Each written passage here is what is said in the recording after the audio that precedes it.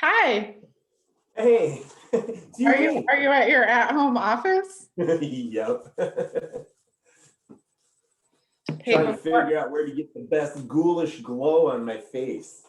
oh, if you just go with the face that suntan versus the non-suntan side, you might be okay. Um, I didn't read your good news, bad news email. I jumped right ahead. there's no good news in there. There's no good news. It's Nope. just trick me to get me to look. It was just kind of like, I don't want to say bad news email, so I just said good news, bad news. Okay. Um, Should I check it out real quick here? Well, I was going to ask you what you might want to do about that because Okay. I know we're asking for the RFP to go out tonight. Yeah.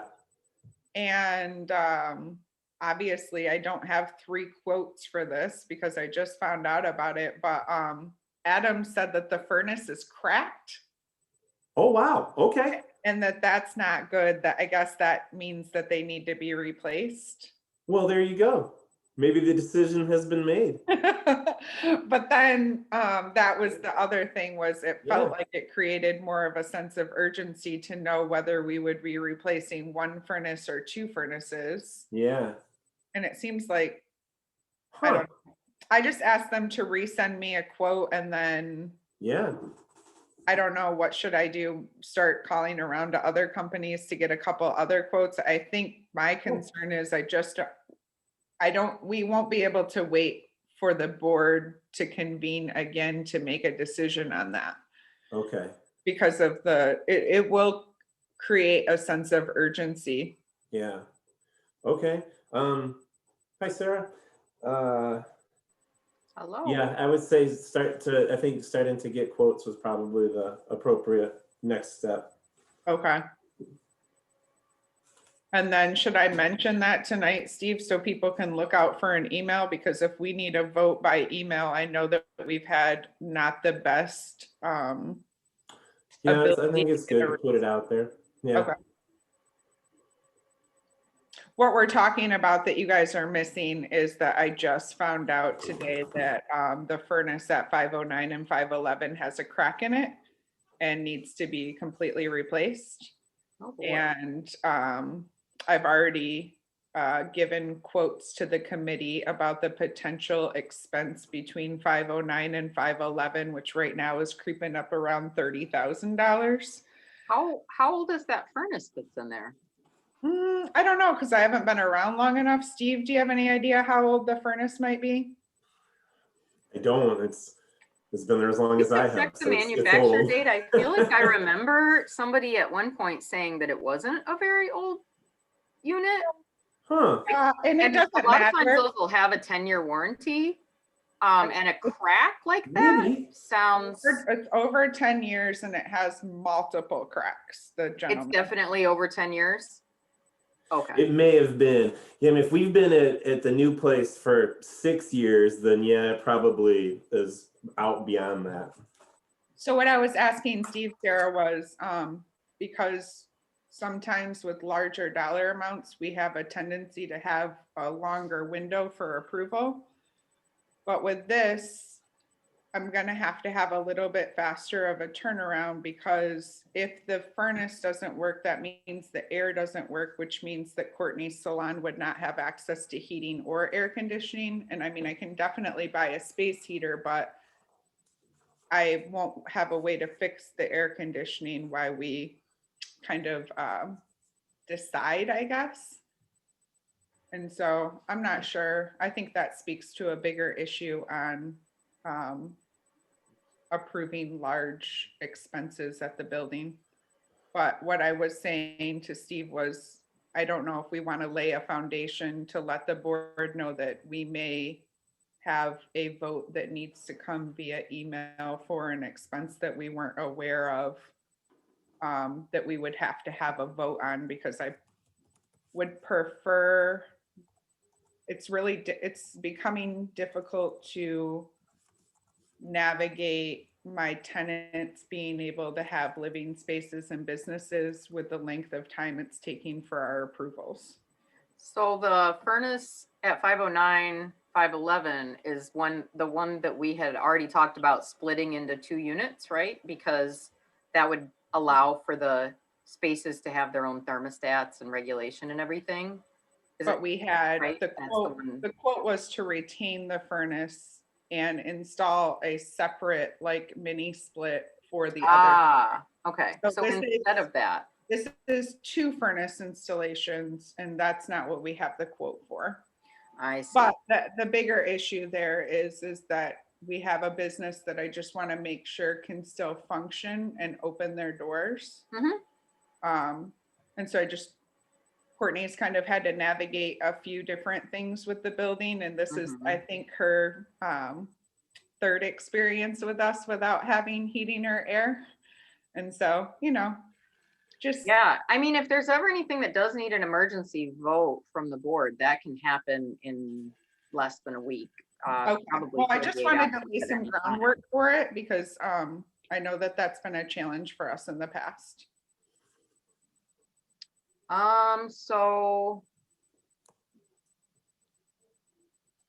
yeah, I would say go ahead and just give a little recap about that situation if you, I mean, my intent was to just give you time to provide your, like, a brief staff report along with, speaking to the 2 or 3, I guess it's, kind of 3, issues that were, I mean, it falls in Talking line about with what I was gonna Yeah, talk it all about with the goes together. RFP, but it just creates a bigger sense of urgency than what I was prepared to talk to anyone about. But I guess these things happen in big buildings with commercial and residential businesses in them. well, so just, I guess before we get started and before we can get started, if I could just briefly touch base about making sure that, I'm understanding the items that we have, that you have a time constraint around, and that we're kind of presenting them straightforwardly. Sounds like the top timely issue is to get the rent rate policy adjustment finalized. That one seems very straightforward, and the one that we had on last month's agenda, knowing that it was coming this month, and I think we all have the full expectation of that being a top of the agenda finishing move for that. And then there is, as a side note or a tangential to that, the potential for just a temporary rent freeze for this upcoming year. And I think we can ask you about like dates specifically we want to look at for that. And then lastly, so I guess my understanding is, looking at this income verification process that we have gotten, I guess it speaks, I think my understanding was that we were expecting and hoping for being able to move through like a policy per month, just like on a conveyor belt style, so that we can just get through these things. And so What I am attempting to do is take my fair housing training and look at what policies we do not have in place. I'm working with Open Doors and Kalamazoo Housing to obtain policies because they're our sister landlords. And then from there, I'm hoping to create some policies that allow our business to, I don't know, in a sense, I feel like kind of fall in line with some fair housing guidelines. Like, we don't have any policies right now. And so, right. But yes, what I'm going to go over, my hope is this. I submitted 3 things last month. So I'm hoping that we'll vote on those 3 things this month. And then my hope is that every month I'll be able to submit something. It'll have a full month for the board to review, ask questions, meet with the staff. And then the next board meeting will be able to quickly vote on that. Okay. So I think for this time, I'm going to suggest that the income verification process that was sent out, because we didn't actually get it last month, because there was like a non-functioning link that that went out originally, and it came last week, that we plan maybe a discussion on that for tonight. And if you want to like present some of the details of that policy, I think this would be a really valuable opportunity to just get into a little bit of like items to highlight, and especially because it's a new policy, there's like a lot more there than there is with just updating that other one. And then I'll put that on the agenda for next month. And hopefully we can get to the finishing line with that one. And then I think, Brendan, we had kind of talked about the timeline of sending another one, you know, like right after each meeting for us to expect for the next month. And I think that's a really great way to keep moving things forward. But Yeah, I think that's right too, but I think we shouldn't preference what people feel comfortable with because they had a chance to see the policy before we hear from the board to say, you know, is this something that they're okay with approving? okay, let's go ahead and get started, I think, because we have quorum. And it is 5:34. So we're gonna go ahead and convene for March 2021. And I will turn to our co-secretaries to determine who will be administering minutes tonight and doing attendance. We're kind of tag teaming minutes. Alrighty, Unless Maggie, you want me to do them all.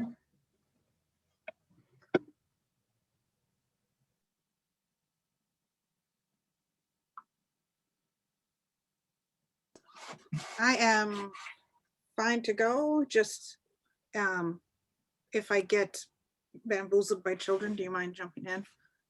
Because I see you have it open, yeah, okay. Same, children or kids in the form of goats. We get a goat guest appearance tonight, that would be delightful. I do not have the land acknowledgement queued up and ready to go, sorry, folks. So I will just say that I would like to acknowledge that this meeting is happening on the land of the Three Fires, the Potawatomi, that are part of the Potawatomi group, and I can't remember the rest of it without my piece of paper, and I sincerely apologize. And we will get on with calling it to order and do roll call. So Eddie DeGraw is here. Sarah Ruggles, present. Margaret Wilson, I am present. Brendan Malonian, I see you. I see Laura Satino. I see Jeremy Turpening. And I see Aaron Bensinger. That leaves us missing Gwendolyn Hooker, Aaron Harris, and Remy Harrington. I did hear from Erin that she will not be able to make it tonight. And I believed that Gwendolyn was going to be joining us. There's some discussion later and might be coming in a bit late. But my hope is to that she will join us for that. Okay, well, keeping in mind that quorum for our group is now 5. Does anybody else, I know Jeremy, you had mentioned you may have to step in and out a little bit tonight. Was there anybody else who needs to leave at a certain point or has any other conflicts? You read my mind. I just popped into the chat that I have a hard out at 7 tonight. Thank you. Okay. Alrighty.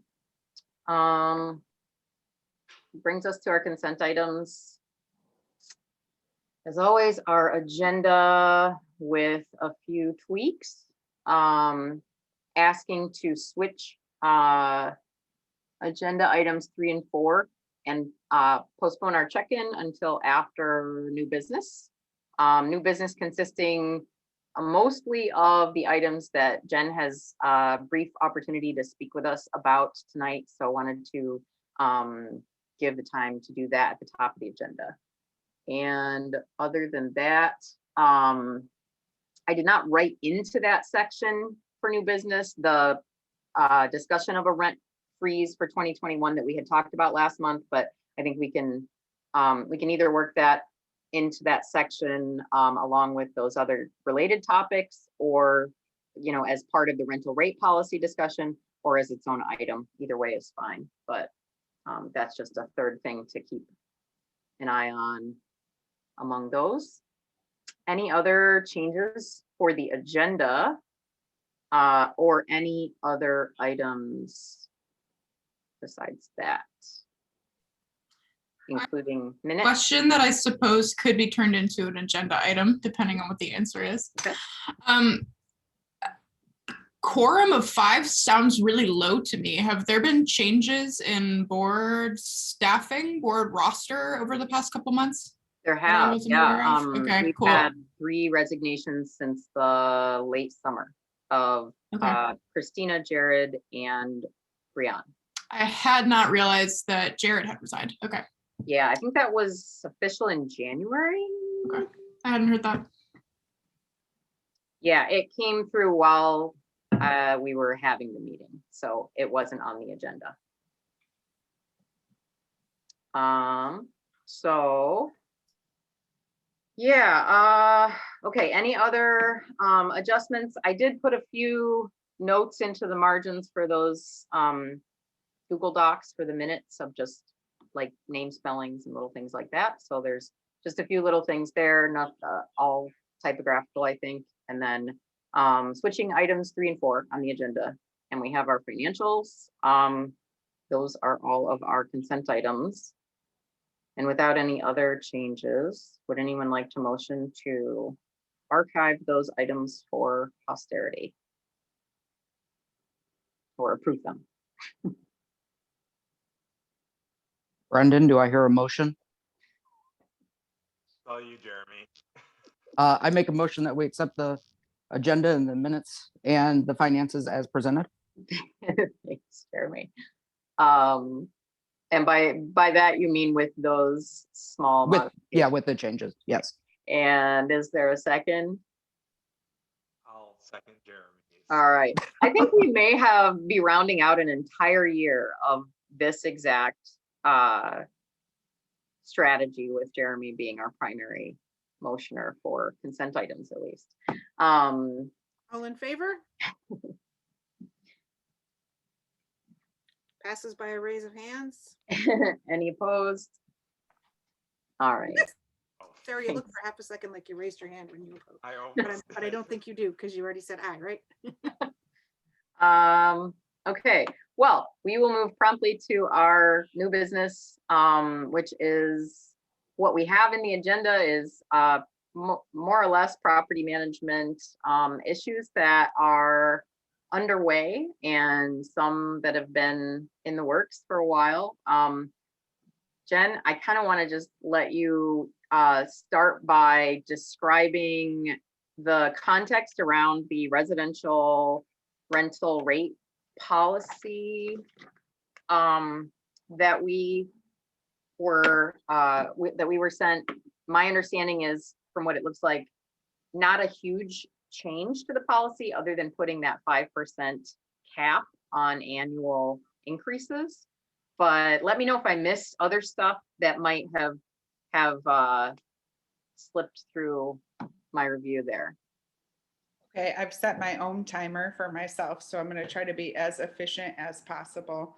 I'm doing a board report for everyone, which I know Brendan sent out several days ago. At the top of that board report in bold will be any items that are going to be in front of the board for discussion. So one of those items includes the HUD rental rate pricing, which I think is what Sarah was talking about. So before I came on board, the board passed a policy. In that policy, it said that we would automatically increase rent to standard HUD pricing regardless of the pricing. So just trying to keep uniformity, we said we're always going to be whatever HUD pricing is. And we did not make that increase last year. And what I'm asking this year is that we also pause in the face of a pandemic from raising rental rates. And I included in my board report this for the last 2 months, and then the policy is before you today. And so I've included the old policy and what I'm proposing as a new policy. So the new policy would include a 5% rate increase per year for tenants, not to exceed HUD pricing, if that makes sense. So what I'm asking for is a temporary pause through 2021, or we could do it through the fiscal year of next year, 2022 May. That's totally up to you guys. I don't know how that works.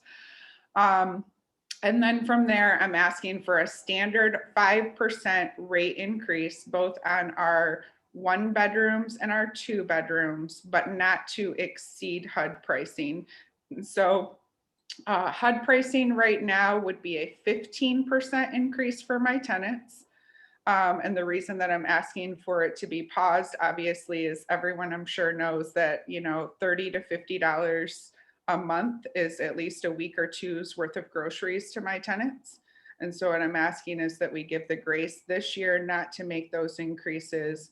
And then I'm also asking to edit the policy because I do feel that standard 1 bedroom HUD pricing, which would be $710, is kind of on the extreme end. And I did the math, and even at minimum wage, working 40 hours a week, it would be a struggle for people to continue with that type of pricing and have any other obligations like health insurance or cars or kids or anything.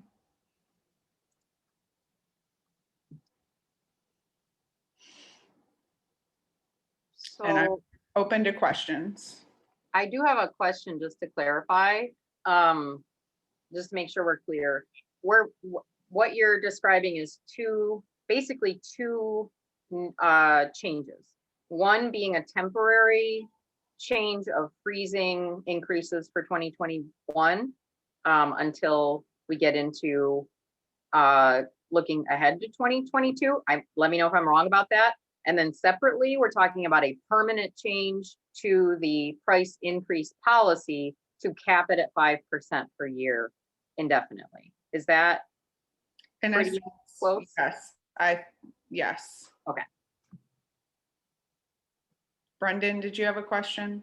Yeah, a question and kind of a comment. Sorry, Brendan, I think your audio is barely coming through. I even use these headphones to try to go around that. So It's okay. I read lips really well. Go ahead. all right, is this better or no? Better? Yes. No. Son It's of a okay. God.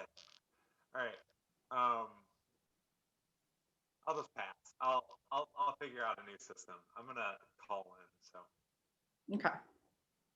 Does anyone else have any questions about the old policy, my recommendation to pause, or the introduced new policy? So one other question. Yeah. The policy, most of what I saw written into that policy applies more for increases on existing tenants.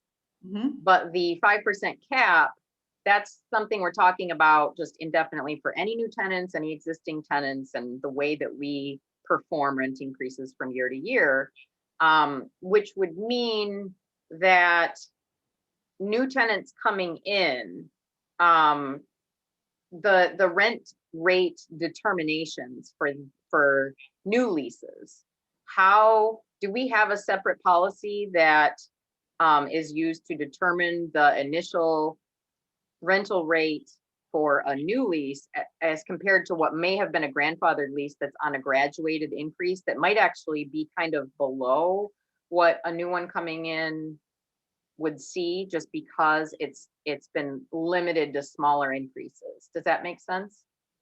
It was very entangled, so I'm going to try to untangle what you said. I'm slightly confused.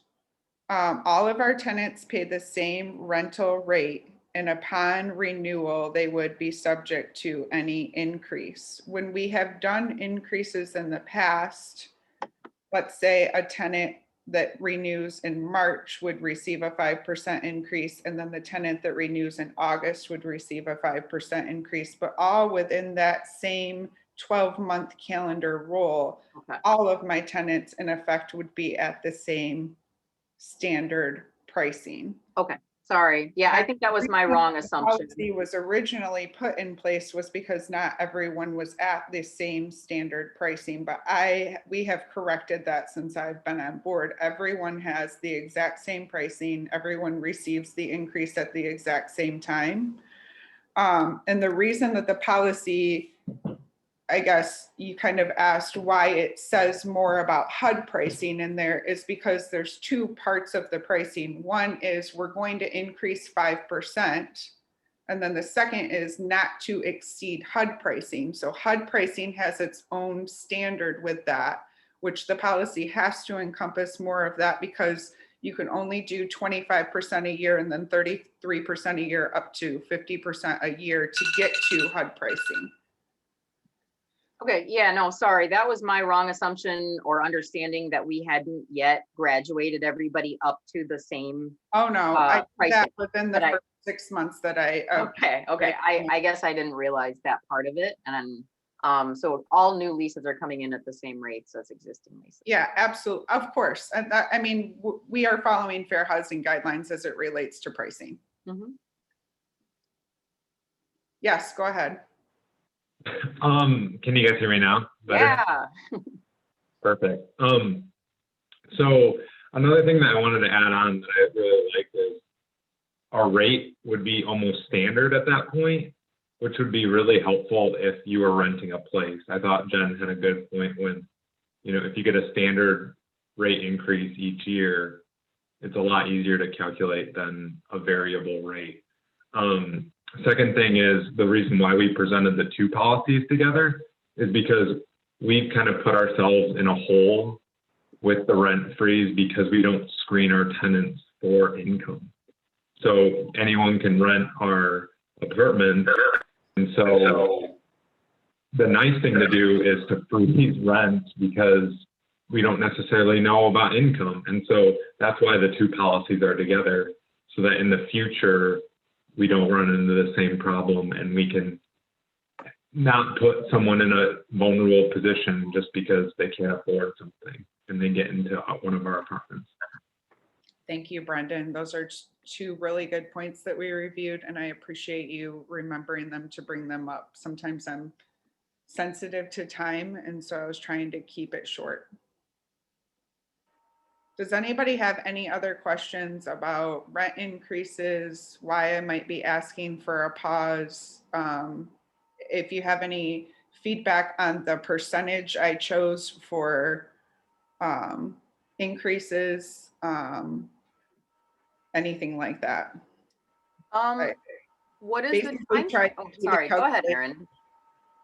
Go ahead, Erin. Okay, cool. Excuse me, are we also discussing the income verification at this time, or are we just talking about the percentage? I would We're love gonna- to discuss income verification, and I'm happy to review both or all three things that are on the agenda from me before we make any voting.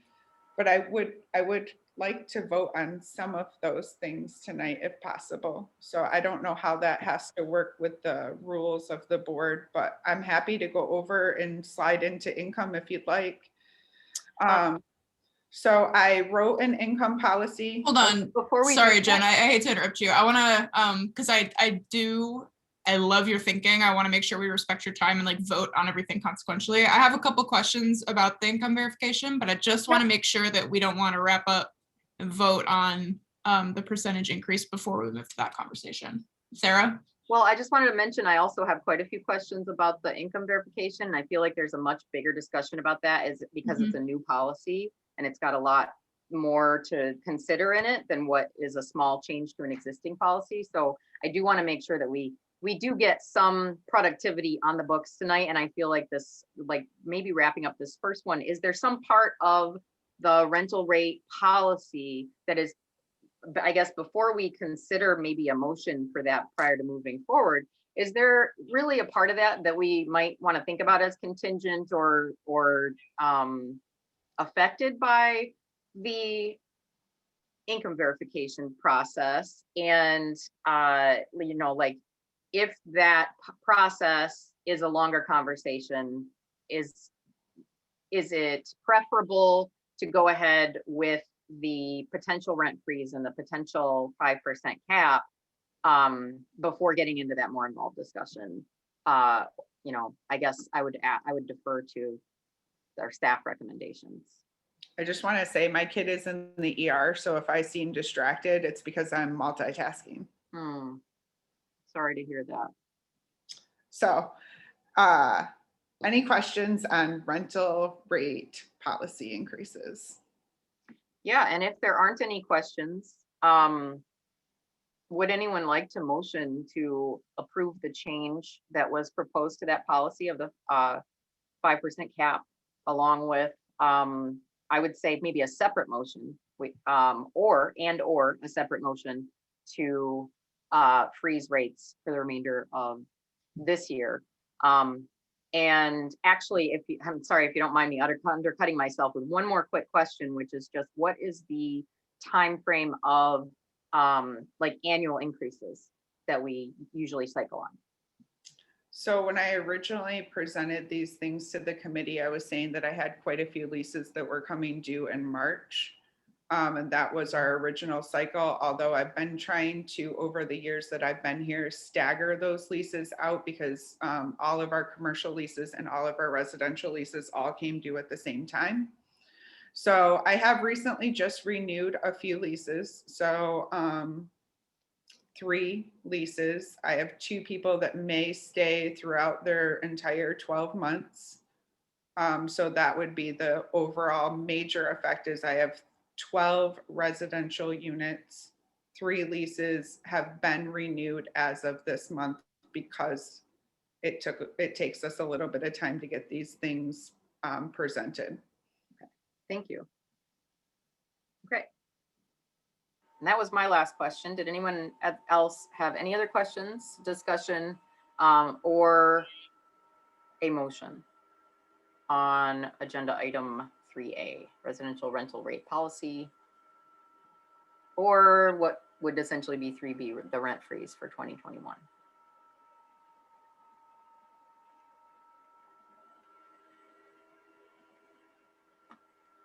I can start with making a motion that we accept the 5% cap for base pricing increases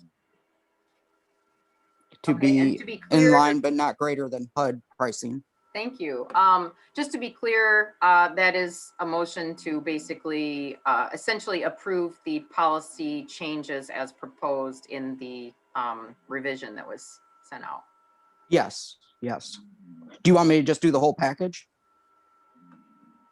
I believe that was the only change from one version to the other, more or less, but Okay, so the either way rent you freeze wanna would be put it. something separate. Oh, okay.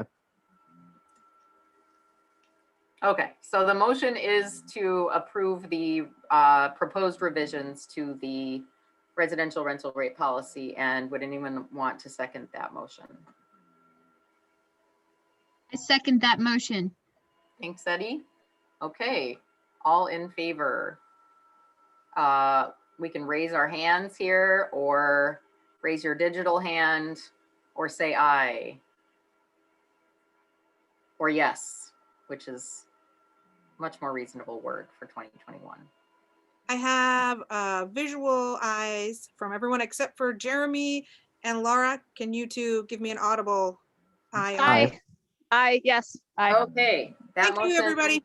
Thank you. That motion passes unanimously. So then we have the question of whether anyone would like to motion to enact a temporary rent freeze, rent increase freeze for the remainder of 2021. And just to clarify, this would be through December 31st, 2021.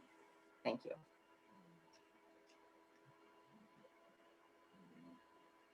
I'll make that motion. All right, anyone like to second that?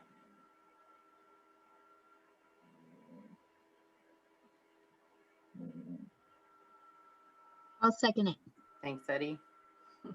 And we'll go ahead, all in favor, raise your hand, or if you're off the screen, please say aye or yes. Aye. Aye. I heard 2. That seems like another unanimous consent to that motion. Thanks, everybody.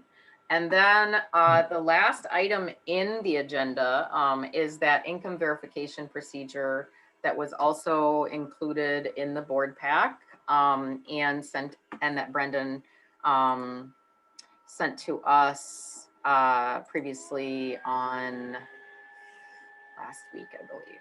So Erin had a couple of questions to start, I think. I would love to give Jen and Brendan an opportunity to just kind of talk through it. And I imagine many of my questions will be answered just by kind of hearing a human voice explain what the proposal is and kind of where it's coming from. Thanks. Sounds like a great idea. Thank you for the opportunity for that to happen before questions. Can I just ask if everything's okay with your son right now, Jen? I think Jen has frozen on us, That looks like or on me at least. I don't know. yeah, I'm seeing that too. Okay, I'm back. I can see everybody moving now. So why I'm asking for an income policy, Erin, is because we currently don't have one. And according to our fair housing guidelines, we need to have a policy in order to enforce anything. And right now, what I have seen as a trend over the 4 years that I've been there is that we accept everyone. We have no background check policy. We have no income policy. Literally anyone who comes to us who wants housing is able to get housing, which I love and appreciate. I think, to speak to what Brendan said earlier, that also puts my tenants in a position of having to understand whether they can afford an apartment, which is not always the case for everyone that wants an apartment. And I'm watching several of my tenants fall behind in their rent, and even at the beginning of their lease, because they did not make enough money to qualify for an apartment. But because we don't have an income threshold at all, again, we give an apartment to everyone, and I love that. But my concern is that we're going to set people up for financial failure. And they're going to get into an apartment, and I have an example right now. I have a person who has a lease, and they've been in it for 5 months, and they've been able to afford one payment. And I've been trying to work with them on budget, and I often try to sit with my tenants and even understand, like, if I can help them get a better job, or because I'm familiar with that part. But that puts me in a very unique situation from a fair housing perspective, because of course everyone has to be treated equally. We do our best to waive late fees, and actually we don't really charge late fees. And so, it's almost a disservice to the tenant, but also to us, as far as our big picture of being fiscally responsible to the building and making sure that we have enough income to support the assets that we have. But I think long-term, my ask in this is to say, let's provide housing to people that we've set up that we can really make sure that they can afford it. I don't want to have my tenants, like one of my tenants didn't let me know that their doorbell was broken because they're behind in their rent, and they thought that that was a concern.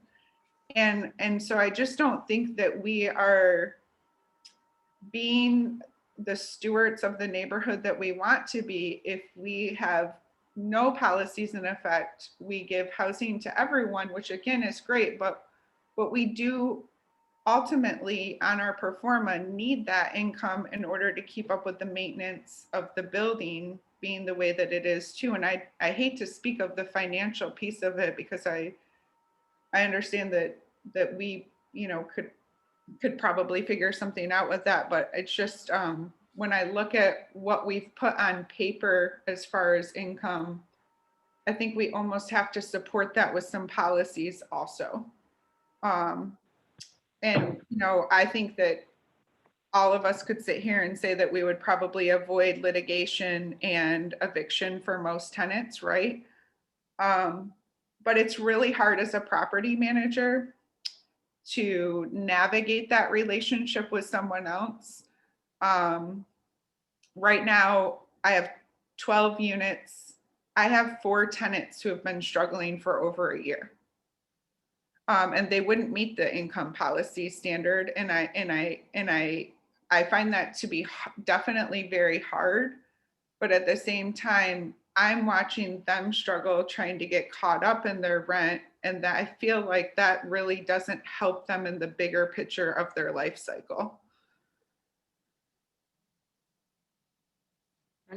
And you want to quick talk to just the inner workings of the policy, like what's the threshold? Well, and and stuff then like the that. other thing about the policy is I'm reaching out to only Open Doors and Kalamazoo Housing, Collective Housing, and I'm getting their policies. And those are kind of our sister landlords if I ever have a question, because they are also in our position. You know, they're trying to offer affordable, well taken care of housing to folks that may not always be able to get an apartment. And so the policy itself is, I think, no more than 50% of their income would be rental income, which I think is pretty reasonable.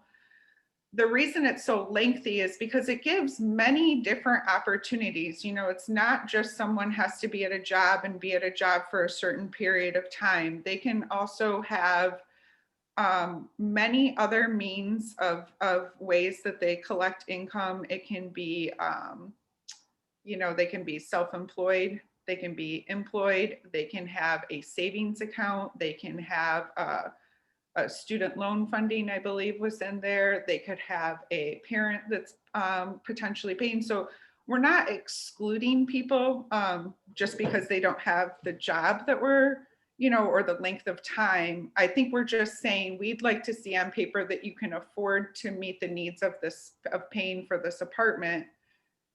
I don't know if that's what you're looking for. Yeah, okay.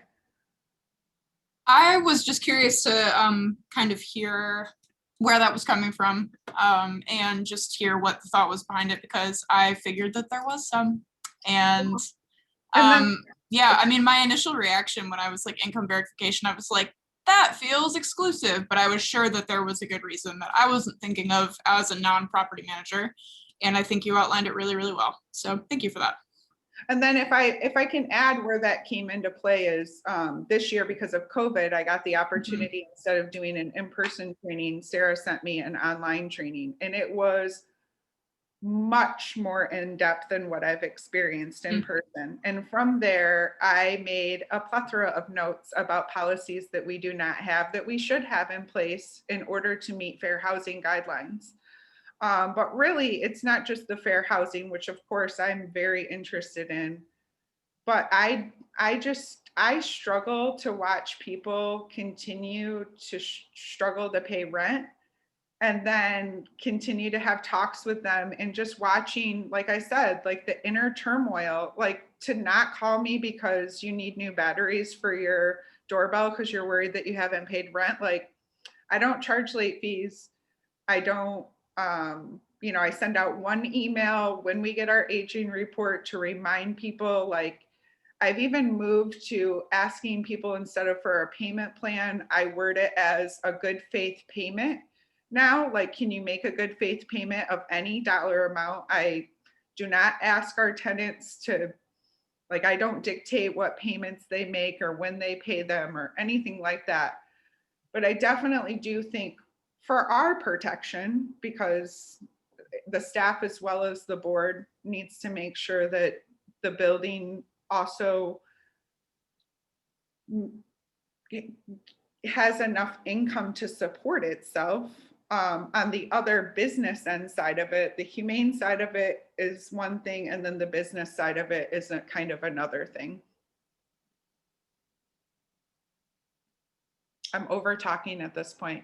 More questions? I wanted to put a few out there. I have one more. Yeah, go ahead. Pardon me if you already said this and I missed it, but where did the income verification threshold of $1,250 a month come from? Hold on a second, Erin. I figured it was somewhere. I figured you didn't just make the number up because it sounded right, but I'm curious. I think the 1,250 income is double what the rent rate is, or rental rate is 625. I mean, Oh, without okay. looking at it, I'm trying to pull it up. That's quickly, 50%. but That makes sense. Yeah, because I Yeah. think the goal of the policy is to not charge more than 50% of their income in Mhm. rent. So their base pay, yeah, now that I think of, sorry, took me a minute to get back to when I typed it. The base pay is 1,250 a month. And then half of that would be 625, which would be what our rental rate is right Yeah, now. cool. I did the very complicated mathematical function of multiplying that number by 12 to see what kind of yearly income that Yeah. was indicative of, and it's about 15K. Yeah. So I was wondering if that number had anything to do with it or not, but No. okay, cool. I'm all good on questions. Thanks, Jen. Do you have a calculus or something that you use, Aaron, for those sort of mathematical equations?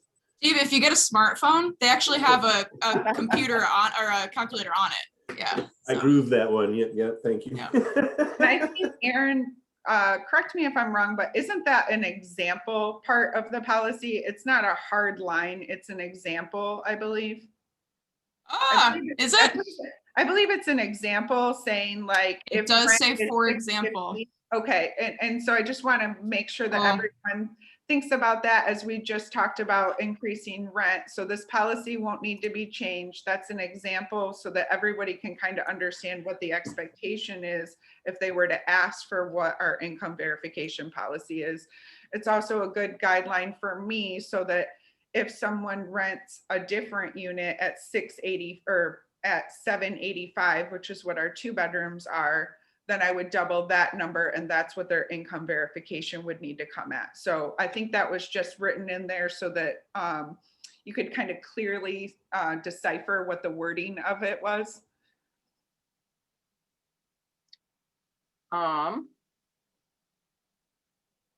Any other broad questions? A lot of my questions are kind of specific into the policy itself.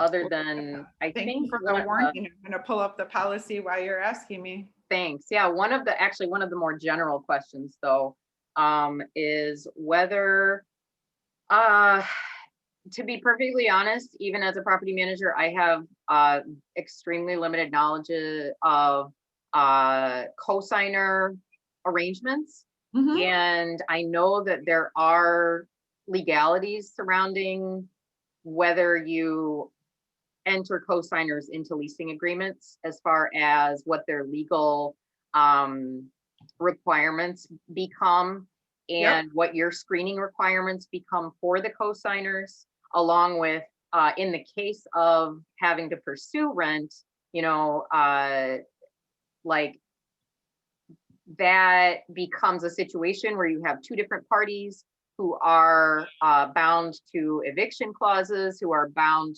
to the loss of the payment of damages and the potential damage to their credit score.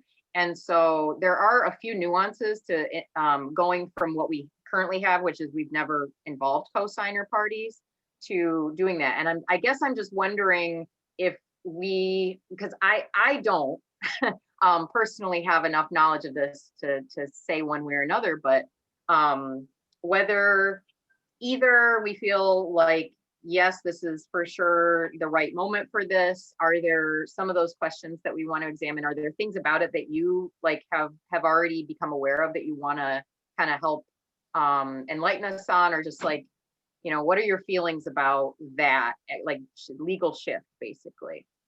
Okay. Again, I'm going to try to decipher because I think I understand that what your question was, but there's a lot of information there. So I'm going to try to back up a little bit. So in the policy, there's only one reference to a cosigner, and that actually requiring a cosigner with anyone who doesn't meet various different requirements is a form of institutional racism. So I'm not asking for that.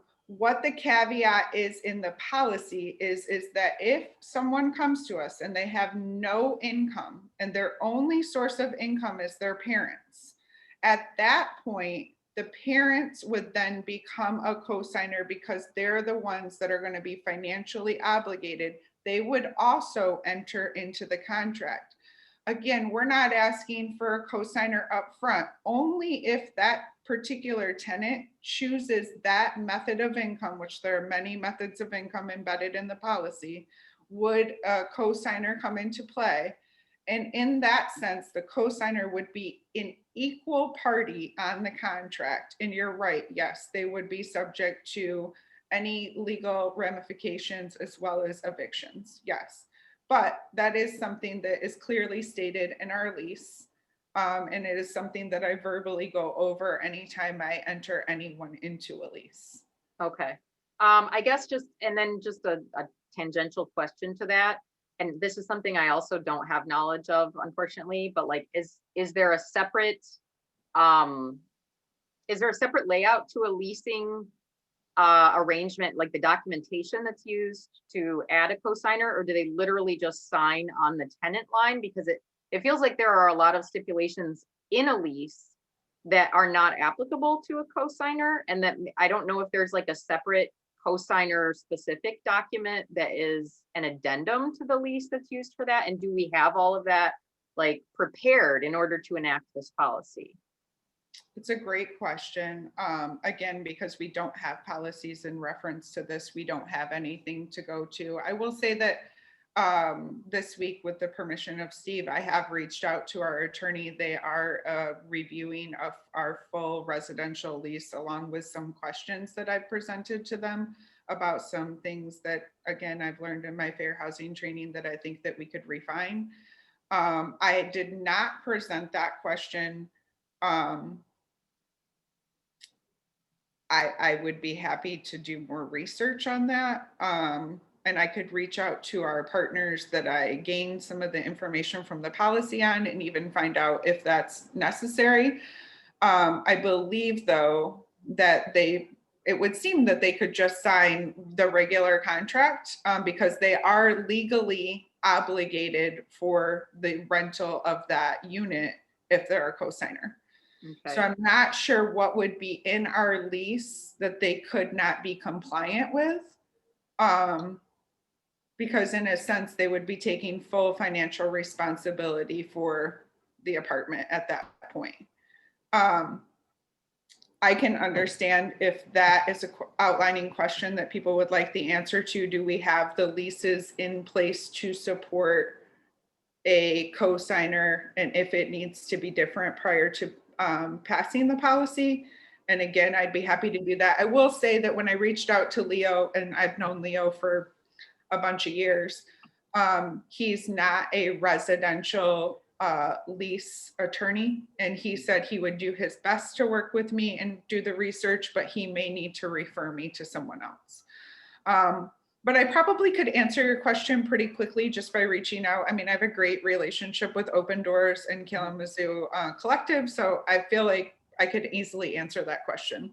Yeah, no, thank you so much. And that's really awesome and impressive that, like, of course, you're already in contact about our leases with our attorney. And it's, I just heard from Steve, like back in the saddle as of recently, but I'm thrilled that you're being proactive about that. And I think it would just be really great to like dot the I's and cross the T's when we're changing, like potentially changing our lease. And then another thing I wanted to ask as a more general question too is, do we currently have any anticipated notices or vacancies, or what your projection is over like the next 3 months? We have no vacancies. I don't perceive any vacancies to happen. I may have someone that might leave a lease in August. And right now I have a wait list that's pretty extensive and constantly growing. Awesome. But I will say that I am committed to RFPs for all openings of all apartments, whether I have a wait list or not. And I will include that in my RFP, that I am opening it to the public as I have done in the past, with the caveat that I also have a wait list. Awesome. Thank you. I wanted to ask one more little nitpicky question about the beginning of the document. I think it's maybe 4 sentences down where it says the formula. And it's got some stuff in parentheses where it says rent times 1/ parenthesis 50/100 parenthesis. And I can't make heads or tails of It's 50% of what that, 100% of your income. uh, So rent, 50% of the 100%. And we can, again, so okay. this is the only thing I would say about that. And I think I heard you say that not everyone got the policy last month. Is that correct? We had Nobody got it until 6 days ago. So my goal, I wrote the policy longer than that. My goal was to give that to you guys to review so that we could have everyone do exactly what we're doing right now, but maybe not on a board meeting. Go through, make notes, give me feedback, allow me an opportunity to research, make tweaks, have individual conversations. And then we would come the next month and we would be able to vote, because I want to be respectful of everyone else's time. And I also know that I don't always have all of the answers. So I think what I'm hearing based on the discussion is that maybe the board needs a minute to review the policy, provide their feedback, allow the staff adequate time to respond to that feedback, and then we would be able to vote on the policy next month. Is that pretty good? I would love for us to vote on the policy next month, and I definitely feel like that's doable. And I just feel like because of that, like kind of minor technicality with that link that was inaccessible when I didn't notice that until it was like way after the fact. And unfortunately it wasn't really anybody's fault, but we probably could use just a little bit of time to like send, whatever comes out of this discussion and hear whatever additional enlightening details you come away from our like legal advising about it. And then also, I think it's something that hopefully folks can be made aware that like this is a very timely thing right now, along with like our budget review, which is another timely thing. These are really like boilerplate issues that we have for our board right now. And so we would really encourage and invite everybody who can make it in for the property management meeting coming up on April 1st to participate in that discussion, even if it's not a committee that you normally participate with. I'll say like membership of all of our committees has dwindled. And even if it's just a one-time sort of participation with a committee meeting that's specific to an issue, those little work sessions where more people contribute their ideas and put their eyes on the projects can really make a big difference, and then step away and move to whatever issue comes up. So whoever can join in for the property management meeting on April 1st, I believe, is that right, Brendan? April 1st in the morning? Yeah. And then also the budget review meetings coming up too. Those are also really timely, temporary. These things are all, hopefully things that will just come to a permanent resolution at some point in the near future. But we really need to hear from folks during those work sessions, because Jen, thank you for acknowledging and respecting everybody's time. We want to respect your time too. And we really thank you for squeezing this in when you've got a bunch of other stuff going on right now. And I really think that what we heard about the policy was really valuable to put us on a footing to be able to feel like we're ready to enact that by next month for sure. And I think we can definitely resolve any of the minor issues between now and then. So can I just add to that, Sarah, really quick? The goal of my board report now is to show everyone what I'm working on, the length of time I'm working on it also, so that we can see, with certain things, how long they take us to hit that trajectory that we need to kind of turn policies around. And so, of course, I want to be respectful and give them out a month in advance. anyone can reach out to me personally. I'm on call all the time. I'm happy to have a verbal conversation, an email, text message. Those can kind of get a little wonky with me because I'm super old school. I'd rather just chat. But please give me the feedback because I definitely want to make sure that by the time we get to a board meeting, it is a presentment of a policy that everyone is already familiar with. We vote on it and we get to move on. Well, thank you for that. And that's an extremely professional approach to the situation.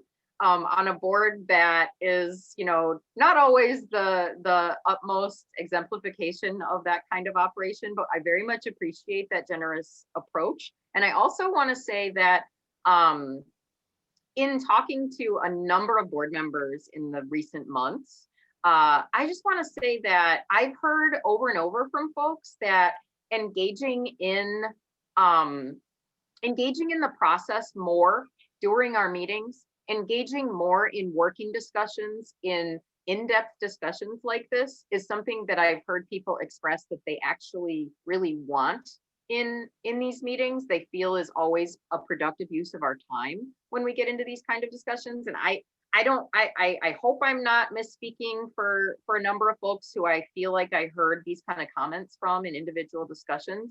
But I'm hoping that, you know, we can balance that, you know, and that we don't just dismiss the value of getting into what I think one of our board members recommended at like breakout sessions, like work sessions during our board meetings, even at some point, overlooking the value of really just like some of our time could be devoted to stuff like that. And it does actually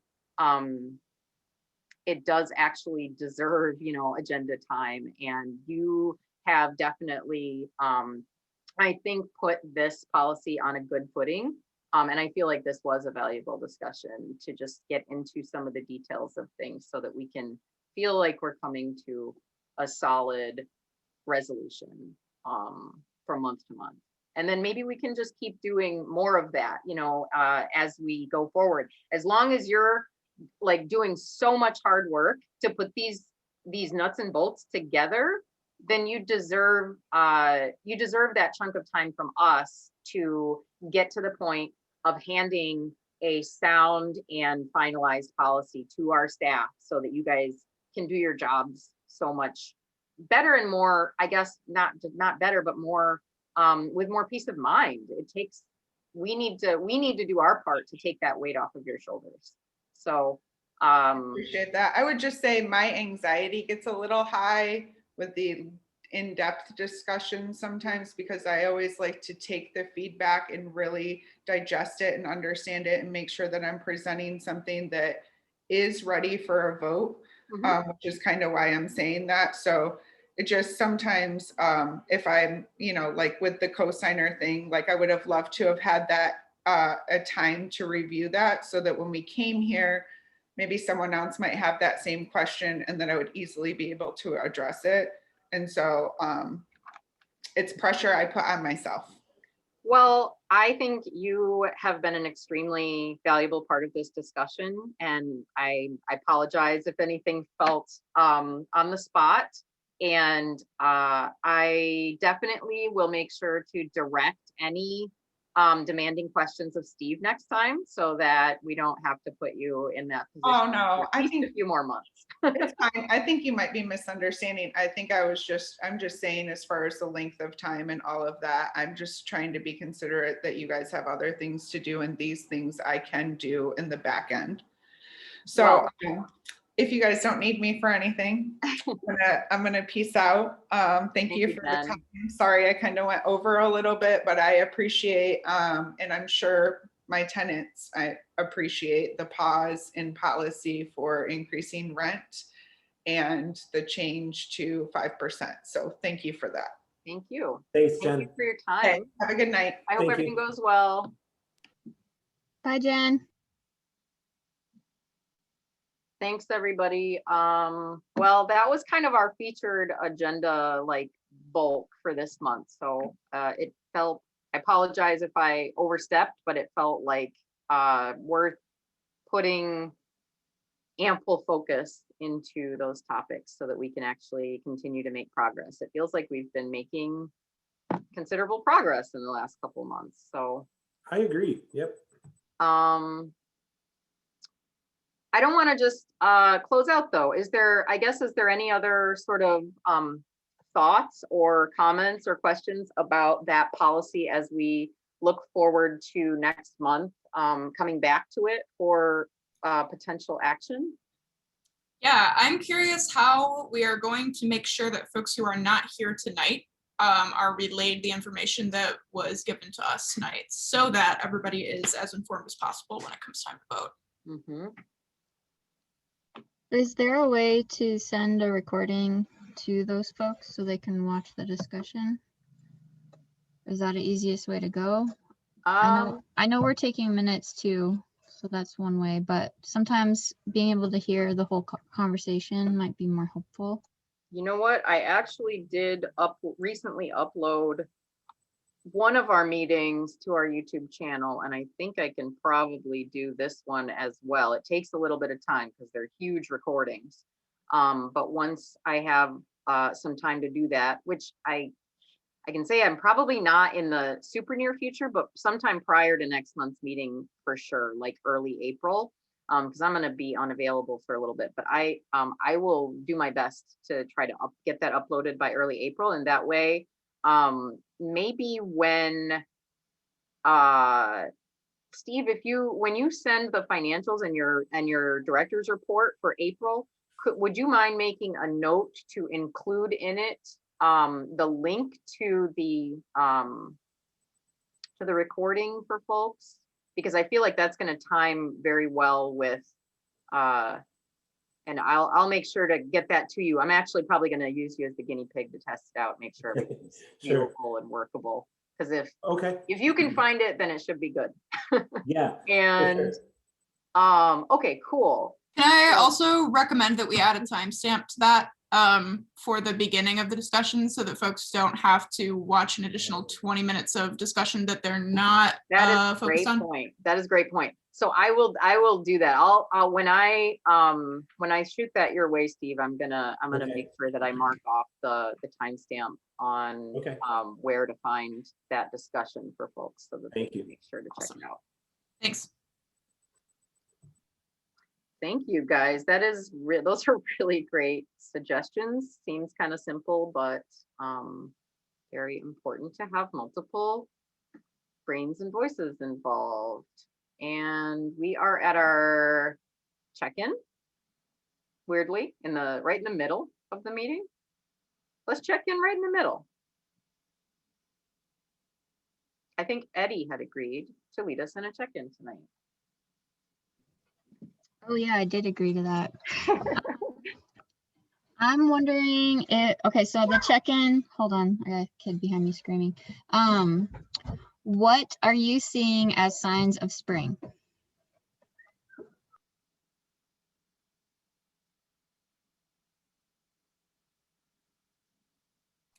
I'll go first. If it's an appropriate time to do so. It's just like silent after I said that. The neighbors across the street have a beautiful garden. It is a house owned by a Western adjunct professor, I think. I don't know them personally. Right on the corner of Axtell and Oak.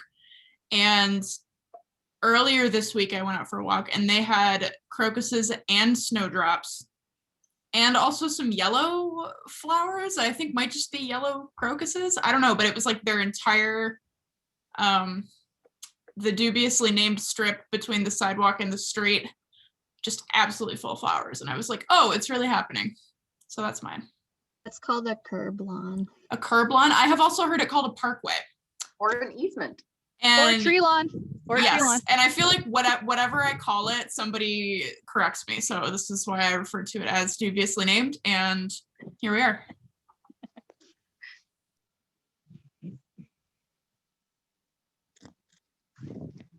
I'll go next. Can everyone hear me? Sorry, I'm on my phone and phone is weird.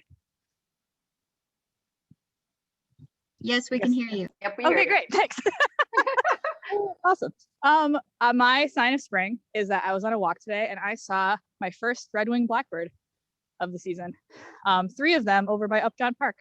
And I love red-winged blackbirds. I have a tattoo of them. Their calls are so delightfully obnoxious and also just scream to me warm weather. So that is mine.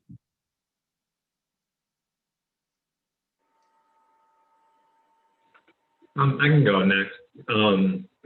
My sign is my neighbor comes out every morning in her pink bathrobe, and then we wave at each other while I'm on my computer working.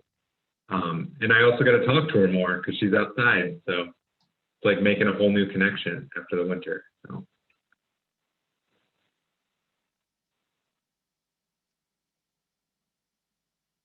You guys, I'm gonna bring it down a couple levels and say that to me, always relentlessly in March, inevitably, the clearest sign of spring is always mountains of dog poop that emerge from the melting snow everywhere, not excluding my own yard. And are at one time the most disgusting moment we experience as Michiganders, and also weirdly, kind of grossly, a true sign of hope and rebirth.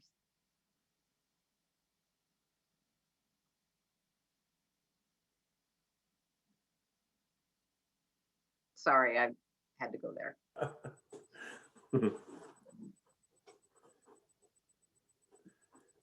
The court down the way from me was like Brits on holiday in Ibiza over the weekend. So that's always a sign when people are just cutting loose and feeling it, you know. And it was funny because some of the other geezers in the neighborhood were making comments as we were talking, as people were heading down to the parties.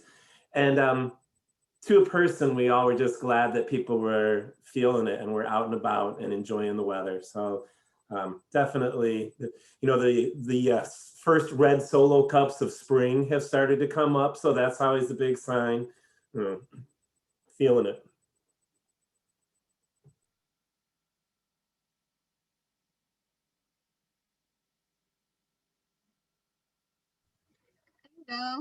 We went to Circle Pines last weekend for their maple syrup. So the sap's running. That's always a good sign. We're being lazy. We're not going to boil any sap down in our house. We're just going to drink it. If you ever drink raw sap, it's like an energy drink. So just be careful. You think you're just drinking normal water, but you'll feel it later. Yeah. But yeah, seeing trees tapped is always a sign, including what Sarah mentioned too. But I try to, look at that. When you see, I love driving through neighborhoods and seeing trees tapped in like random places that really don't, so it's kind of cool. It looked like Circle Pines had some like plastic bags set up. Like what they had was the most unique thing I've set up. We see more of the gallons in here, and it's different from previous. But I was really curious to see what those were and how they were tapped in there, and it was neat to see them throughout the campus. Yeah, they seem to work pretty well too. I guess so. Mm-hmm. Keeps the bugs out, I think, too. That's protein.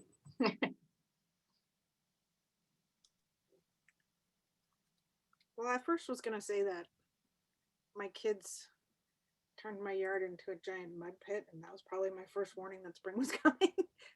But then I kind of have a metaphorical spring moment in that I didn't think that I was going to be eligible for vaccination for a really long time, like not till the last waves. But because of some of the special needs of my kids, I am actually eligible and will probably be able to get in tomorrow to a vaccination at El Concilio. And I feel like that's maybe the best kind of spring that I could have. Best sign of spring. Now, turn around from the long, dark winter of winter and all the rest of it. So, yeah. So mud and vaccinations. I was going to get it today, but my kid had to poop. So I guess there's some poop in there too. Couldn't stand in line any longer. She had to poop. We got to go. That's awesome news. I'm so excited for you. Don't make any plans for a day or two afterwards. Uh, that is actually a very unique turning point in coinciding with spring this year and kind of coming alive in more ways than one, right? Oh my gosh. I just stopped briefly at Meyer earlier today, and they had a vaccination clinic set up in the store. It had taken over about a third of the Meyer, and there must have been over 100 people spaced out in chairs throughout the whole south side of the store, and it was pretty exciting to see. So good stuff. And that was a very uplifting check-in, Eddie. Thank you very much. I love it.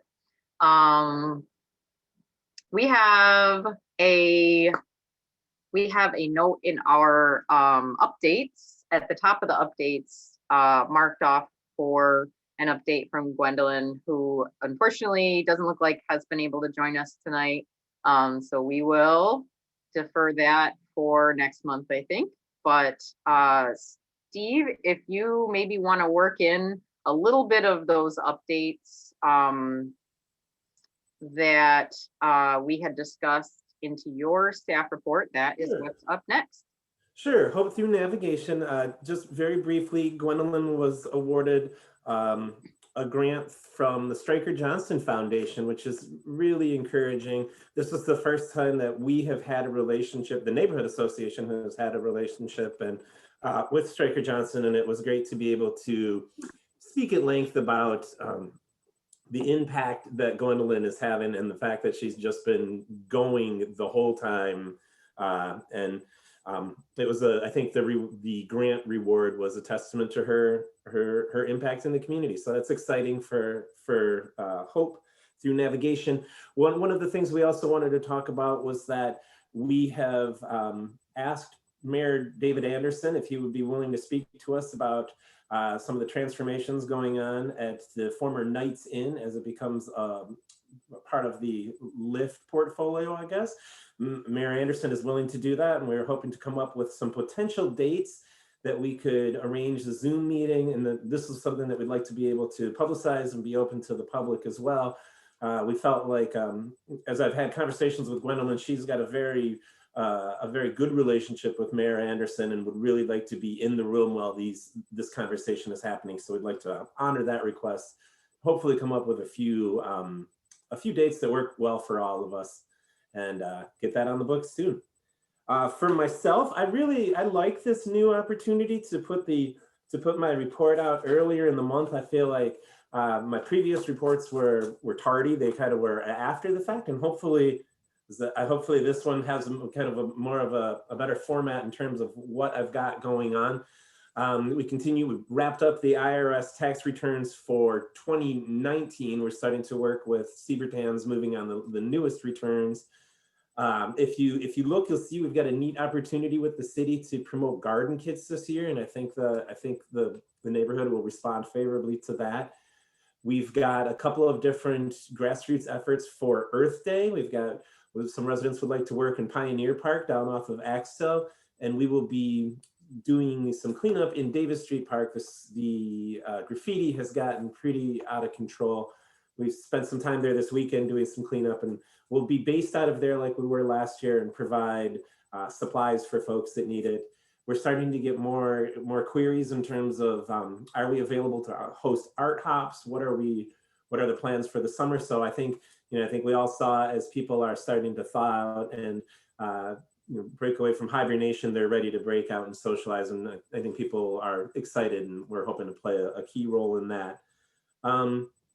We've got some efforts from KNHS, Kalamazoo Neighborhood Housing Services, would like to build some some duplexes off of Rose and Wall Street and Burr Oak.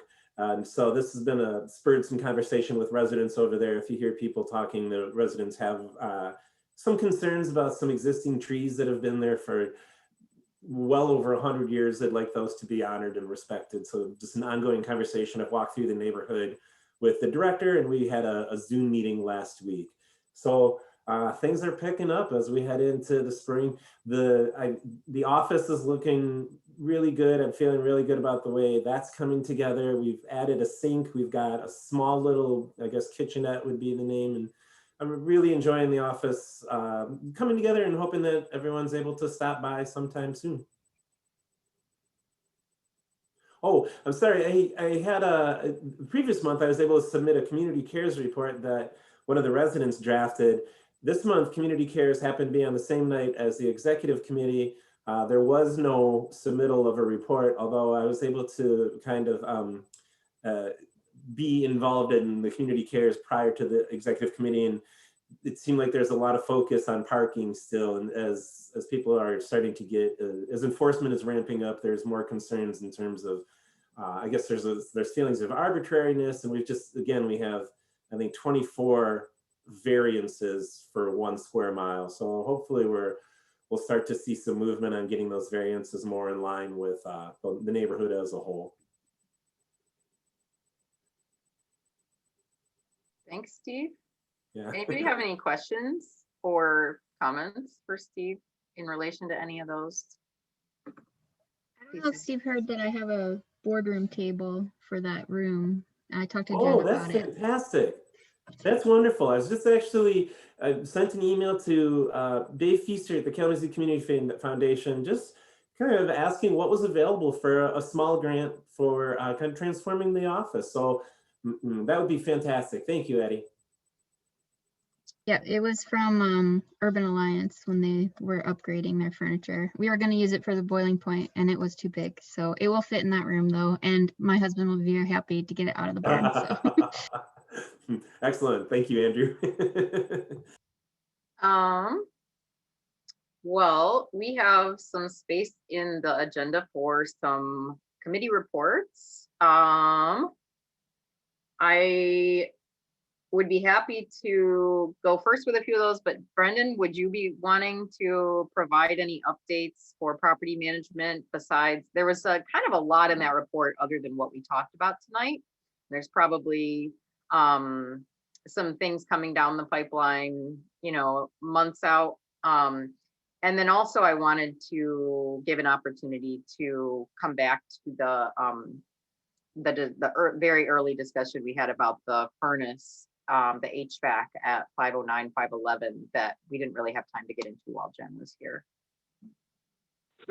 Yeah, I don't really have much else to add. We just had a great property management meeting and I hope other people will join it. And everyone has a link now, so feel free to join. Yeah, and I feel like Jen's thriving with a few more hours under her belt now too. And I even walked dogs with one of our tenants on accident. And she was remarking at how it was so nice with with actually not having to pay rent for a month when she lost her job as a waitress. And so I just think we're doing good work, and I think it comes down to the businesses and the people in that building. Just there, we're really, you know, supporting them. So it's good to hear that. I had one exciting addition that I'd like to add for property management, and that is that we have scheduled a meeting to meet with Chris Prato over at Community Homeworks about possibly sharing a maintenance position. So that's really neat to have that get some traction. I feel optimistic that we'll see some movement on that, and I think that would be a nice tool for Jen to be able to have, is to have someone who is available for a punch list for 10 to 12 hours a week or something like that. So that exciting development. Absolutely. Long time coming, and Yeah. it feels very promising. Yes. Definitely something I think is right in Chris's wheelhouse and Jen's wheelhouse, and we can surely make something I think blossom so out of too. that. Yeah. And some abysmal news to counteract all of that good news. Jen did share at the very top before we got into the meeting that the furnace at 509, 511, which is one unit shared between the two spaces, has gotten a really, really bad progress report with multiple cracks. It is out of its warranty and it is anticipated to be an unexpected major capital expense coming up over the next month or two. And that we should expect some likely authorizations to come to us, possibly in between meeting times, possibly at next month's agenda, for approving a project to replace that. And we had previously talked about splitting it into two furnaces, or into two separate metered units. So I don't know if she's going to be bidding out for two furnaces to replace the one, or for one that's going to be split both ways. I would think moving forward it would be two, because now would be the time to do that. I would Right, think. exactly. That's what my thought was. I'm not sure 100%, but just wanted to put that on everybody's radar that it is something that was just discovered today, and she shared that with us just a little bit ago, but didn't have time to get into the details of it before she left. So unfortunately, not all good news right now, but it is in good hands. At least we know that. And I have just some boring logistical updates for finance matters. We are in our budget planning process. Budget review session 1 went fine, I would say, about the same as usual. A lot of line item review and made progress through about half of the budget. Session 2 is scheduled for this Thursday. And as far as my understanding of it was, and I haven't 100% confirmed this, but I believe that is scheduled for this Thursday, live and in person at the VNA. Anyone who wants to join that very small session. So far, Steve, Jen, and myself, anyone who wants to join, make sure to let me know ahead of time, but you're welcome. And we will be spaced out in our largest room and going over boring line item details round 2, probably finishing out our review of that, and probably a little bit of review of some of our other financial documents. And then after that, there is a meeting with Tony scheduled for April 1st. For those who really want to go down the rabbit hole, everyone's welcome to participate in that process. And then we will be looking at one possible final review session. This is very pending, but there is a financial consultant that I've been communicating with and hope to speak to more directly in the near future about possibly collaborating to review our finances. I'm not sure if that's going to come in time for this year's review and proposed budget, but that should be coming to you live and in person on, not live and in person, live on Zoom on April 20th, 4/20. How did I forget?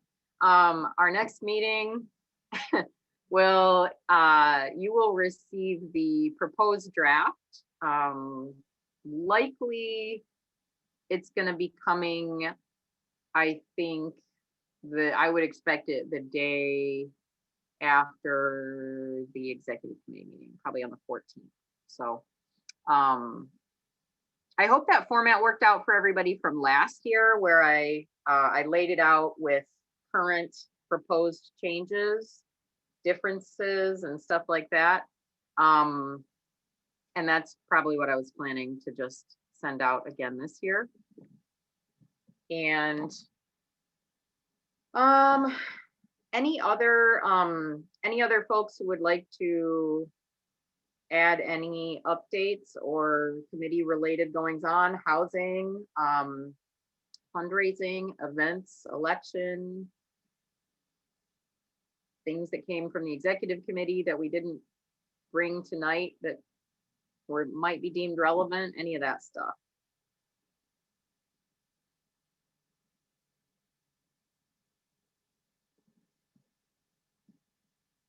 And so we spoke with Damara after having gone through rounds of search process and narrowing down candidates. Feels very much like like we've come full circle on this process. And I apologize that I did not add really a note to flag the fact that I had attached Damara's proposal to the board packet. I'm not sure if everybody noticed that because the attachments came separately this time. And obviously, you know, there hasn't been a lot of time to review that, that as its own thing, since it was probably unexpected by folks. But I did want to get it out, and it's definitely not something requiring any action at this moment, but I wanted to just mention that if you did not notice it attached with the other board pack materials, because I didn't mention it in the email, I wouldn't blame you if you overlooked that one. But that was, her proposal was attached. I would encourage everybody to review that and to bring your thoughts about it, if you have any, to our meeting next month, which will be the last opportunity for any considerations for our budget for this upcoming year.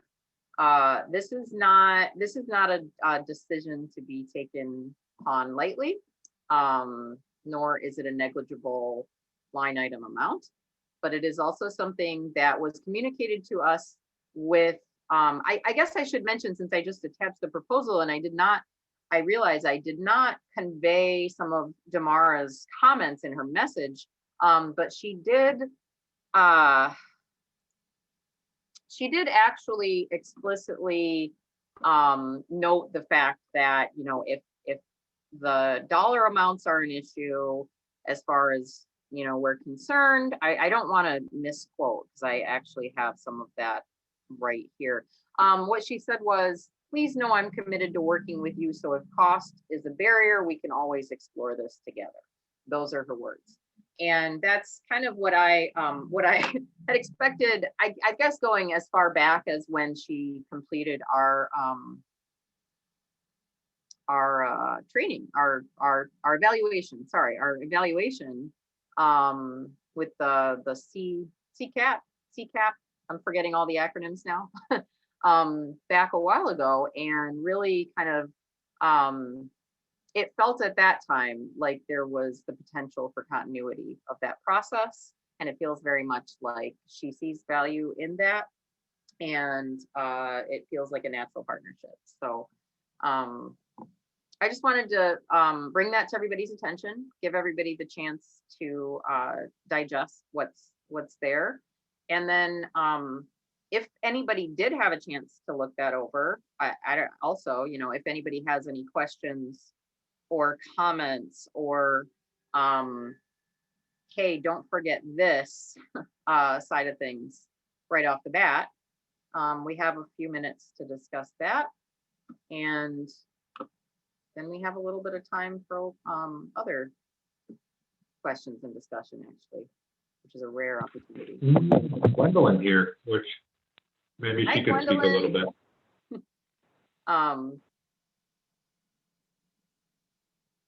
So if there aren't, I don't want to put you on the spot, but I did have the earmark in our agenda. If you would like to provide any updates from your neck of the woods, and welcome back. We have missed you. It's great to see your face, and I hope you're doing well. And my heart has gone out to you for a while now, and I hope everything is going well on your end. But please take a few minutes. We've actually got some time right now. You came at the perfect moment. If you would like to, I know you mentioned, gosh, was it back in December or something, like a long time back? You mentioned wanting to have a few minutes to just talk about some evolving things. Absolutely.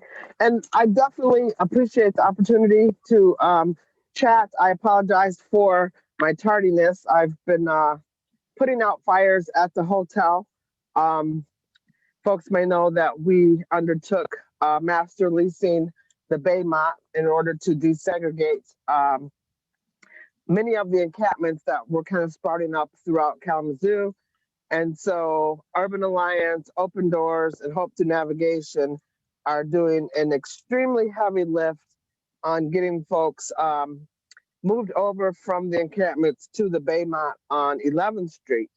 And so actually we got approved for $250,000 last night at the City Commission meeting. We did a presentation and we did get some additional funding in order to extend our time there. So we're looking at being there for 90 days to May 31st, and hopefully we will acquire more funding so that we can continue to keep our guests with us until we have a more permanent housing solution for about 118 people that we have housed at the hotel right now.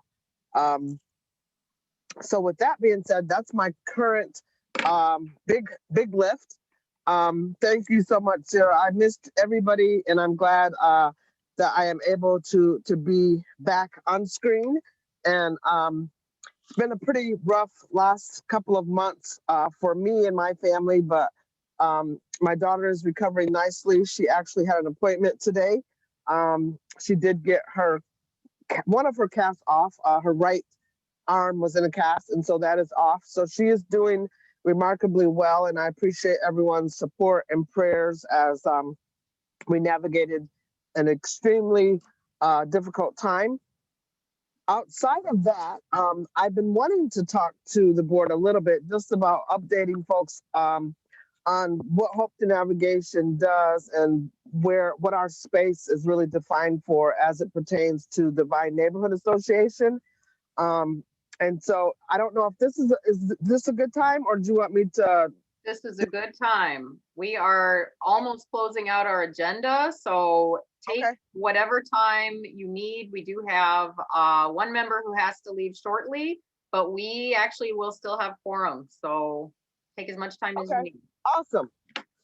So just a little bit about Hope to Navigation. I founded Hope to Navigation in 2015 in response to realizing in the volunteer capacity and many years of working in the nonprofit sector, ranging from housing resources to Ministry of the Community to the Goodwill, that there was a gap in services. And that gap was really specific to people coming home from residential substance use disorder treatment or coming home from prison and not really getting the wraparound services that they needed. And so from that time, we have been diligently serving that population, which intersects with the homeless and unhoused population just by the matter of, many of the folks that we serve have barriers to housing based on their substance use disorder or their criminal background.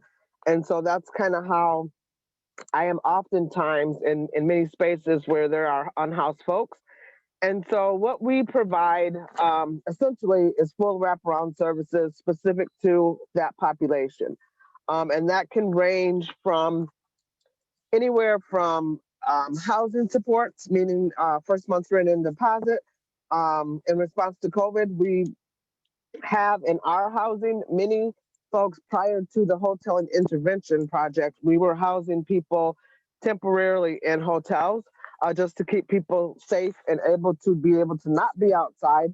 In response to the pandemic, most especially, which is what kind of has defined our work for 2020, we did a lot of wraparound support services, just making sure that people were able to, many people were discharged from prison into homelessness. So that meant that the regular things that would normally happen for people to parole were not in place. So they didn't necessarily have to have a parole placement. If their time came up and they were no longer, and they made their parole, even if they didn't see the parole board, they were being released. And most of them, at least 72% of them, were released without having, a safe housing placement to go home to, which is where we really stepped in and provided rapid rehousing for people. And that looked very different for lots of people. There was never one cookie cutter way that we addressed that. The benefits of most of the funding that we get is everyone of our funders understand that this is a very individualized population and none of our population has the same problem. And so we were able to get expungements for people. We were able to get people placed into temporary transitional houses. We were able to make sure that people had phones. There was so many things. We were able to deposit money on people's accounts so that they would be able to buy things if they were COVID positive, just to be able to get things off of the commissary to at least be comfortable during that process. So those were some of the things that we did in response specifically to COVID-19. And a lot of those things are things that we will continue to do because we realized we learned a lot through this process, right? We learned that, it's hard to wrap around services if you don't have a way to communicate with people. So we never thought about providing phones to people, but we did find a retailer who sells phones to us, and they come with a 1-year free subscription. So they never have to worry about getting minutes. They never have to worry about anything for 1 whole year. So that's something that we learned that is something that's needed. That is probably our most asked request right now, not only from clients that we meet in general, but some of our partners like the Kalamazoo Defender's Office, which we do have a satellite office downtown at the Defender's Office, working with clients that are going through the criminal justice system. And that process, a lot of times those folks don't have phones. And so we work really closely with making sure that, people have phones so that they can Zoom on the phones for their court dates, because they are not, they still are not meeting in person either. So that's a lot of information, I know, and I probably sped through it really quick, just trying to be conscientious of your time. But I did want to just give you folks some numbers of specifically to the Vine Neighborhood Association. Throughout 2020, starting from October of 2019, leading into October of 2020, we served 127 residents that resided in the Vine neighborhood. And those are basic services from making sure they had loaves of fishes, making sure that a lot of folks we delivered food baskets to. A lot of folks, we made sure that they had phones. There was we put people into rapid rehousing. We paid first month's rent and deposit for a couple of mutual clients that Open Doors and Hope Through Navigation shared. We work really, really closely. I'm so glad that they are literally right at the end of the parking lot, because I can just jog over there and talk to them. But all total, we served 1,257 people for the 2020 year, and 127 of those folks were folks from the Vine neighborhood, specifically. So we have been working very hard. We actually never stopped working. We were obviously considered essential workers and provided the services to the best of our ability throughout the beginning, middle, and now hopefully what's coming to an end of the pandemic. We also have pop-up vaccination clinics at the hotel and intervention site that we're at. So if folks are, we educate folks about the vaccine, but that's a partnership with WMed. But we educate folks about the vaccination and about the virus. And we're offering people the one shot, the Johnson & Johnson shot. The first pop-up is March the 19th, which is on Friday. And so we're going to be doing those kind of pop-ups every 4 weeks or so, just to get as many people vaccinated that are there. We did do COVID testing for everybody as we brought them into the hotel and intervention, just to make sure that everybody, knew what their status was. But we've been very, very busy, just trying to close all of the gaps that we can, specifically to our population.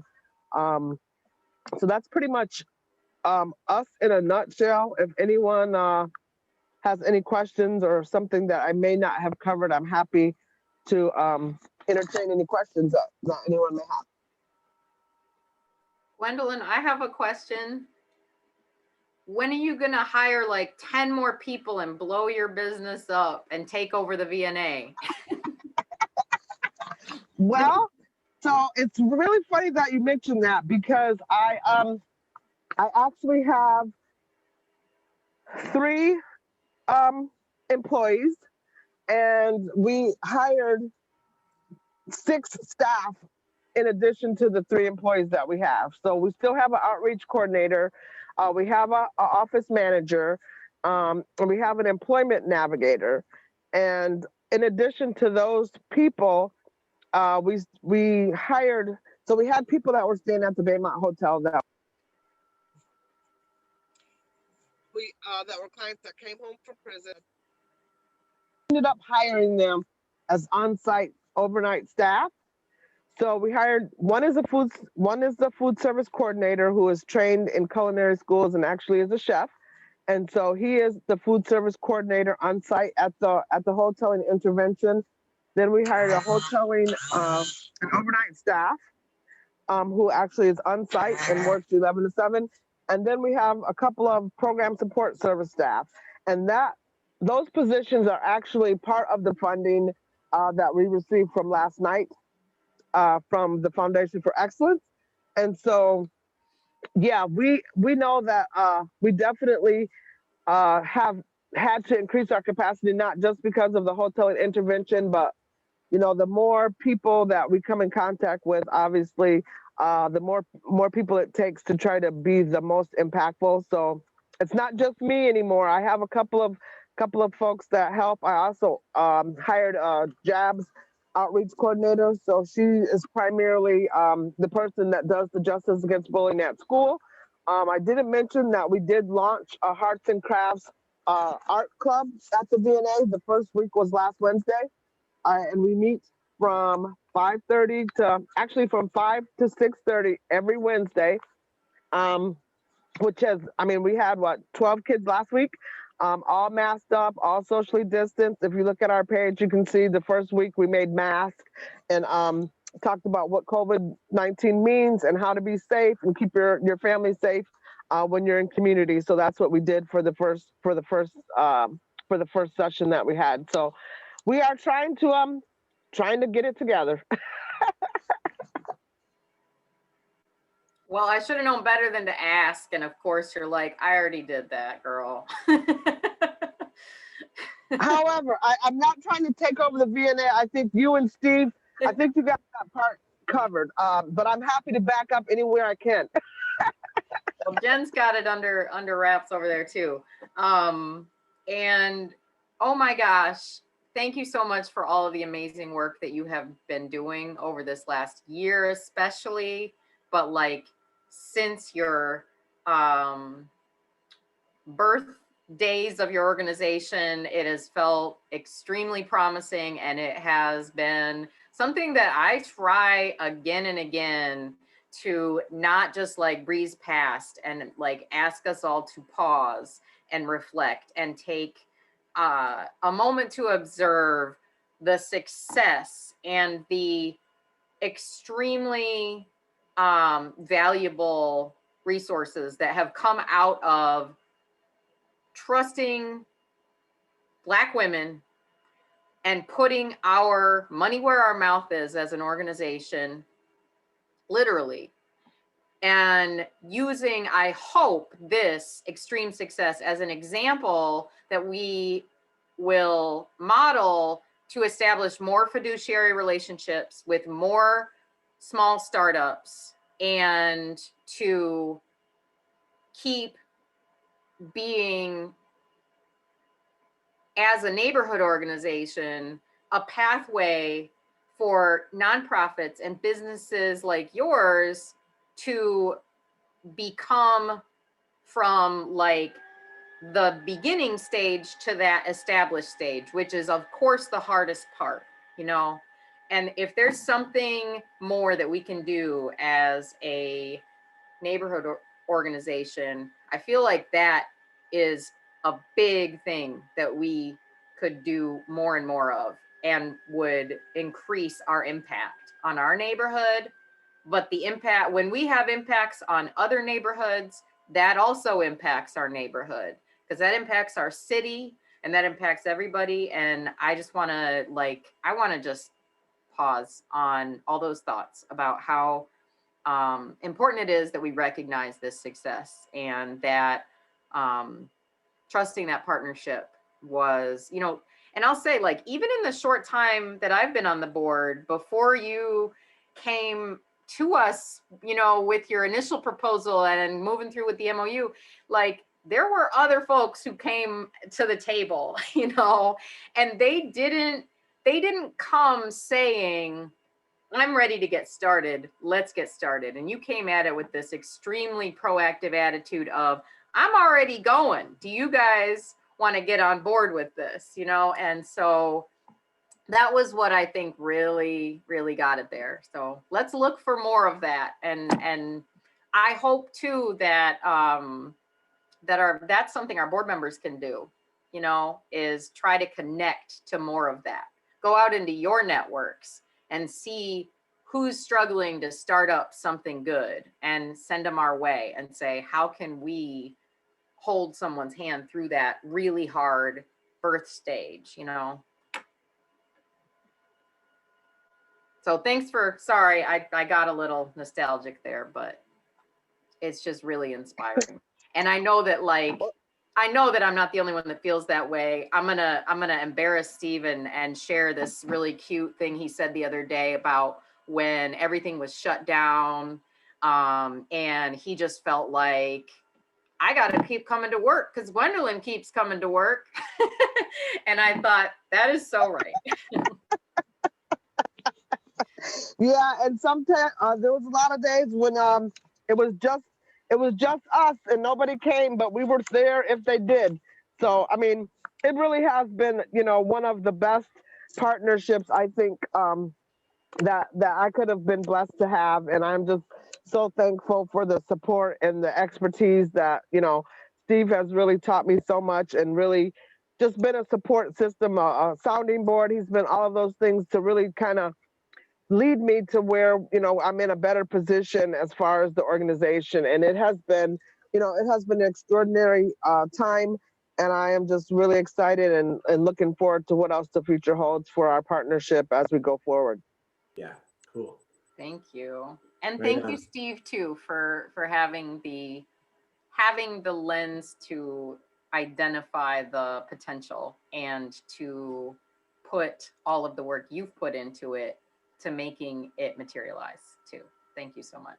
Yeah, it's been great to see. I've had the great fortune of knowing Gwendolyn for many years, and this is I've been watching from the periphery, and just to see it ascend and take off, I'm so proud of my friend. It's been really neat to see. So very cool. Yep.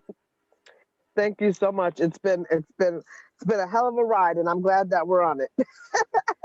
And I'm going to hold you to your word that you are excited to serve another term as a special director with the board. So I'm all in. It would be my honor. Hopefully we'll be able to do that in person at some point. oh my gosh. Wouldn't that be the best? When I signed up for this, I didn't realize I was signing up for Zoom, but hopefully. I think we're all feeling that right now. But I'm all in, good, better, and different. I got you guys' back, and I'm here for the long haul. Well, thank you for those updates. That was a bunch of really positive and inspiring stuff to round out our meeting, and we got through some productive stuff earlier on. I did want to kind of solicit a little bit of feedback from you guys as far as the layout of the next few meetings. Obviously, there's some stuff we can't get around plugging into the agenda, but whenever there is surplus time in the agenda, I hope I didn't overstep to speak for folks, but I did want to hear directly if anyone has thoughts about You know, I remember multiple people identifying when we just broke out into, let's just write this statement. Let's do it right now. And then when we allot time to actually dig into details of policies in the in the all hands meeting, when we devote time to actually have more Q&A and more robust discussions, does that feel like something that you want to see more of, or are there other things that I'm missing that maybe those who are setting agendas are missing, that feels like it would add value too? Because I don't presume to be the most expert meeting facilitator, and with a little grace and luck, I will be happily handing that responsibility off to someone within, you know, some period of time who will do a much better job than I ever have.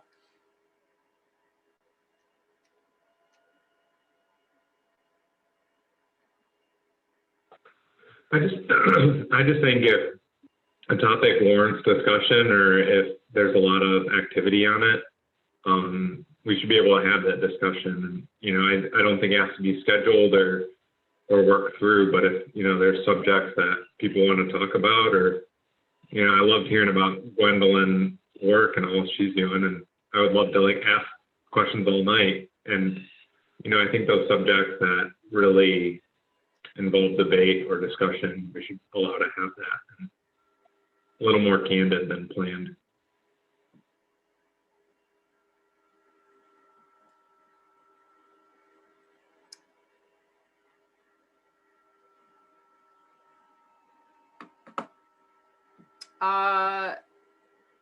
There was also a comment that someone made about using the digital options like breakout rooms, using screen sharing and things like that in these meetings. And I am not a Zoom expert by any means, but I know there are some capable folks on this board, and definitely within our executive committee, who I think we could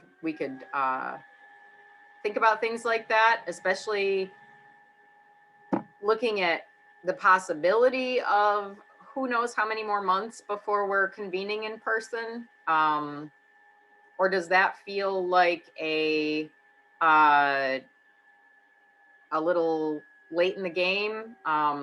And then also just kind of maybe now is the time to open the question of what people's feelings are about returning to in-person meetings. And, you know, we're looking at whatever this board looks like after this pretty big election, you know, which obviously will probably be a little bit different from who we are now. But it would maybe be valuable for us to have at least had some, you know, some discussion, some thoughts injected about the reopening activities of our board, and not just kind of hand that off to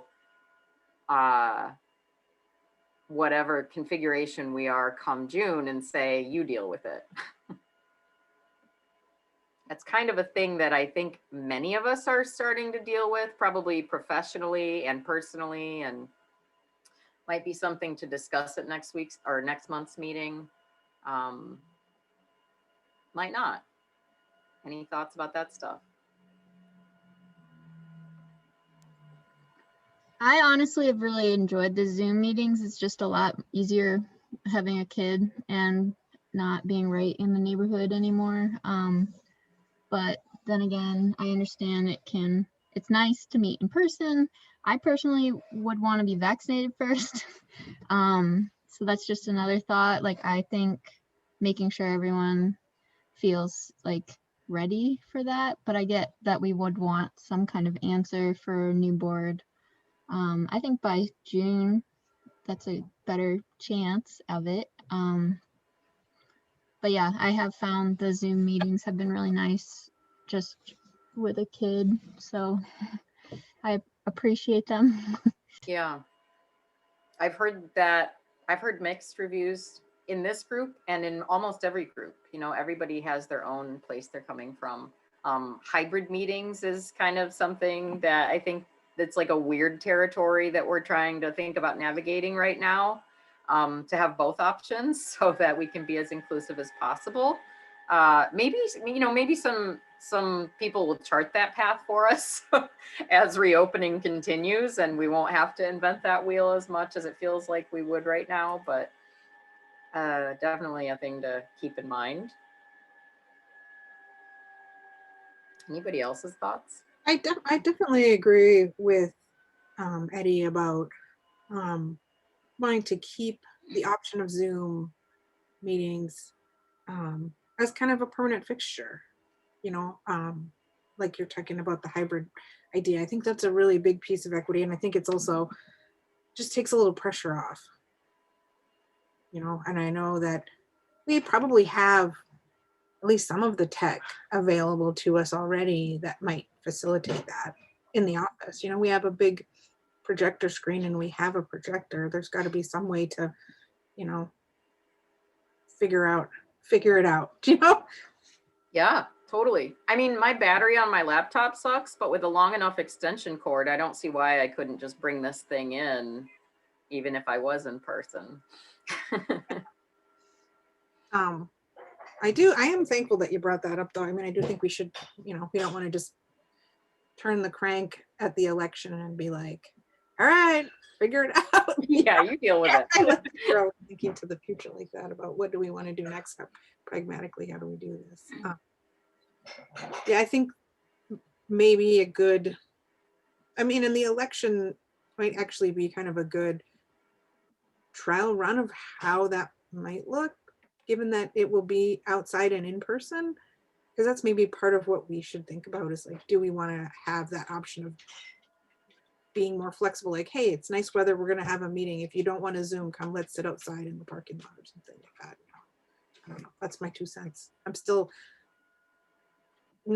am still extremely uncomfortable personally myself with an in-person meeting. And even if I was vaccinated, I don't know if I would think that this is a necessary thing. I think that there will be markers along the way that tell us when we're on the other side of the pandemic, and that's when we can have big gatherings of people that don't have any other physical connections to each other otherwise. I mean, this is a long, extended inside meeting with a lot of talking in an enclosed space with people that don't otherwise have intersecting activities. It's super high risk activity. So, and not necessarily, like, we don't need to meet in person to do our business. We want to, we like it. We like seeing each other.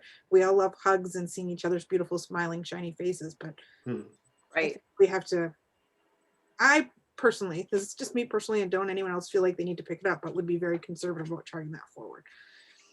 Yeah, thank you for sure. I think it's another element of the conversation isn't just what will reopening look like, but what are those markers that we as a group are going to agree on as our comfort levels for starting to engage with that, you know? What is required for folks to feel comfortable, and then do we want to be inclusive in a sense of making sure that everybody who does want to be able to participate in person can feel comfortable. So yeah, this is all pretty sticky stuff that we kind of all have to navigate in so many platforms and forums right now. Brendan, did you have a question or comment too? So I was just gonna say, you know, if we do have technology issues, I can't offer it now, but we have full projectors and screens at the hospital that I could run out of room as well if we're in a transition period. Thank you. Thank you.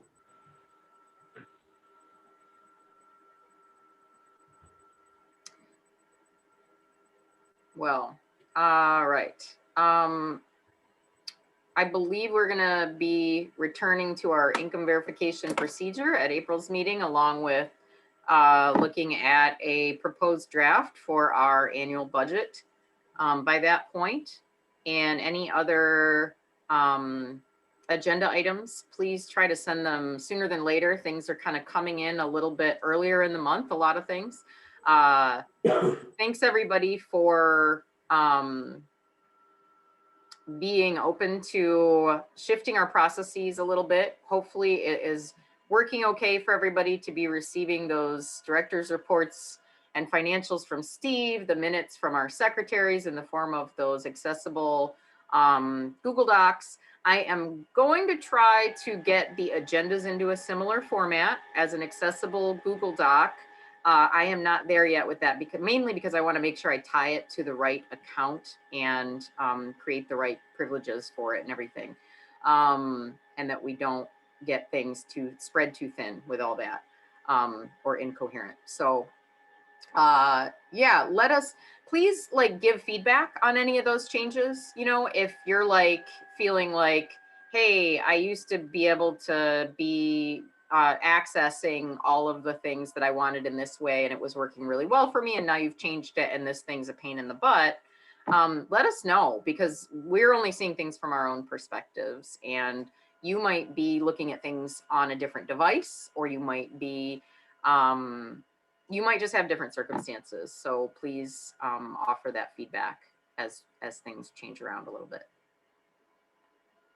Any other questions, comments, or discussion before we adjourn? And I don't ever see a point in any motion to adjourn. If there are none, let's go ahead and call it a night. And thank you so much for your time, everybody. And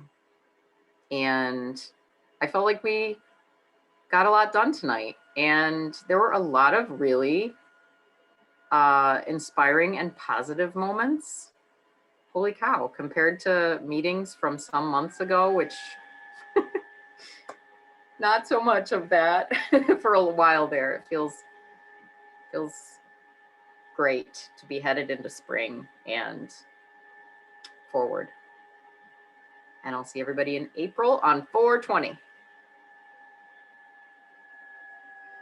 And if anybody like wants to stick around afterwards for chit chat, we've been doing that a few months, kind of sporadically and pretty casually, and with the caveat that this is all on a recording. But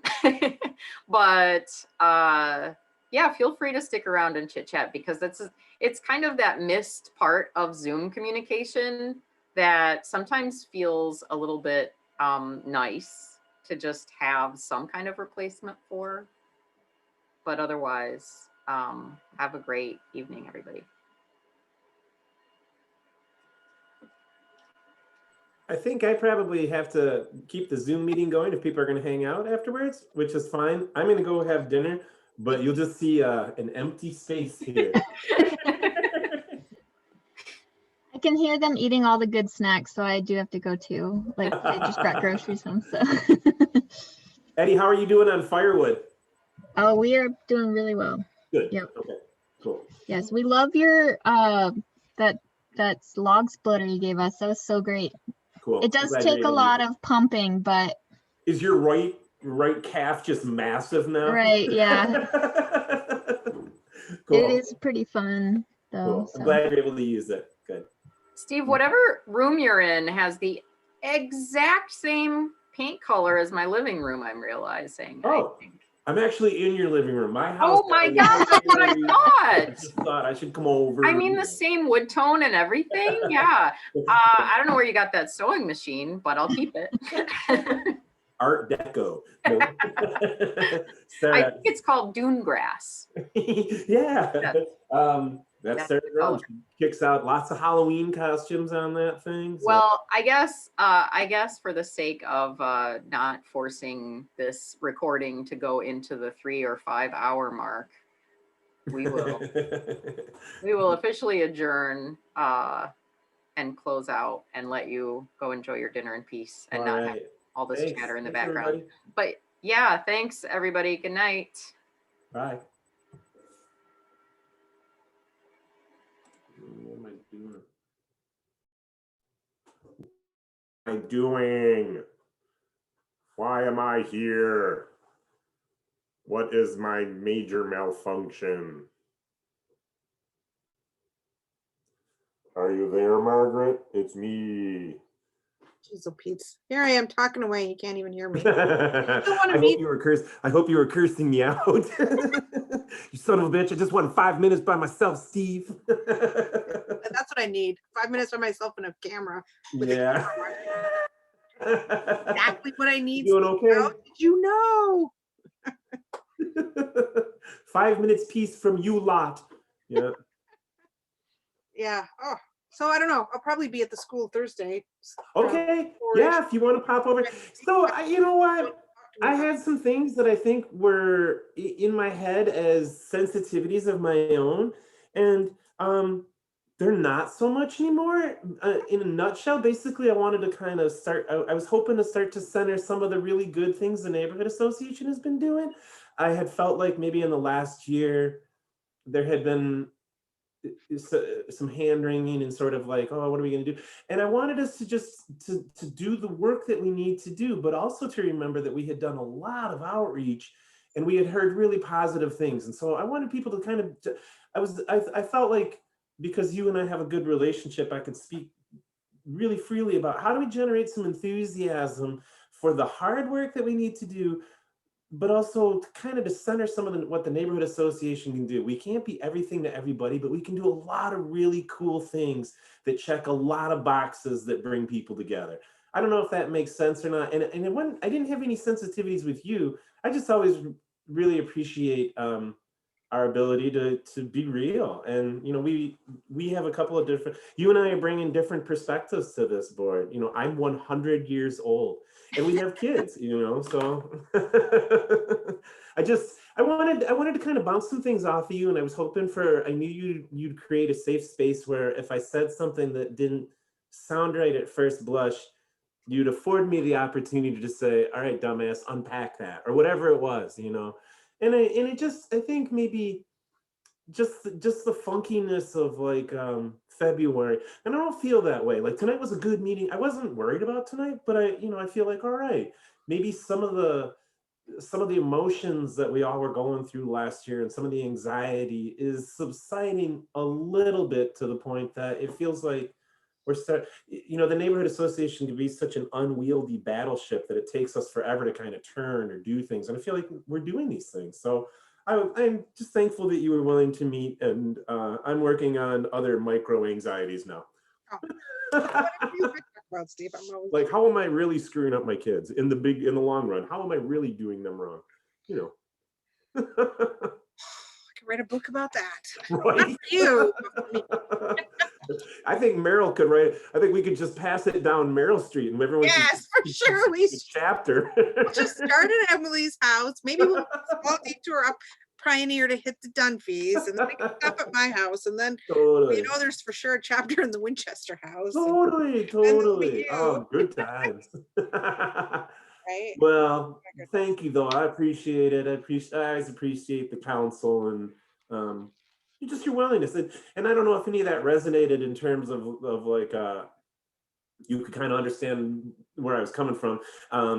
But I was just, you know how you just get some things in your, when I eat and sleep and live and breathe this V&A in the neighborhood. And, you know, I'm always so glad that people are willing to plug in and to offer their time. And I just appreciate your willingness to do that too. I don't have any concerns. It was just like, it was, as I said, a sensitivity with a lowercase s.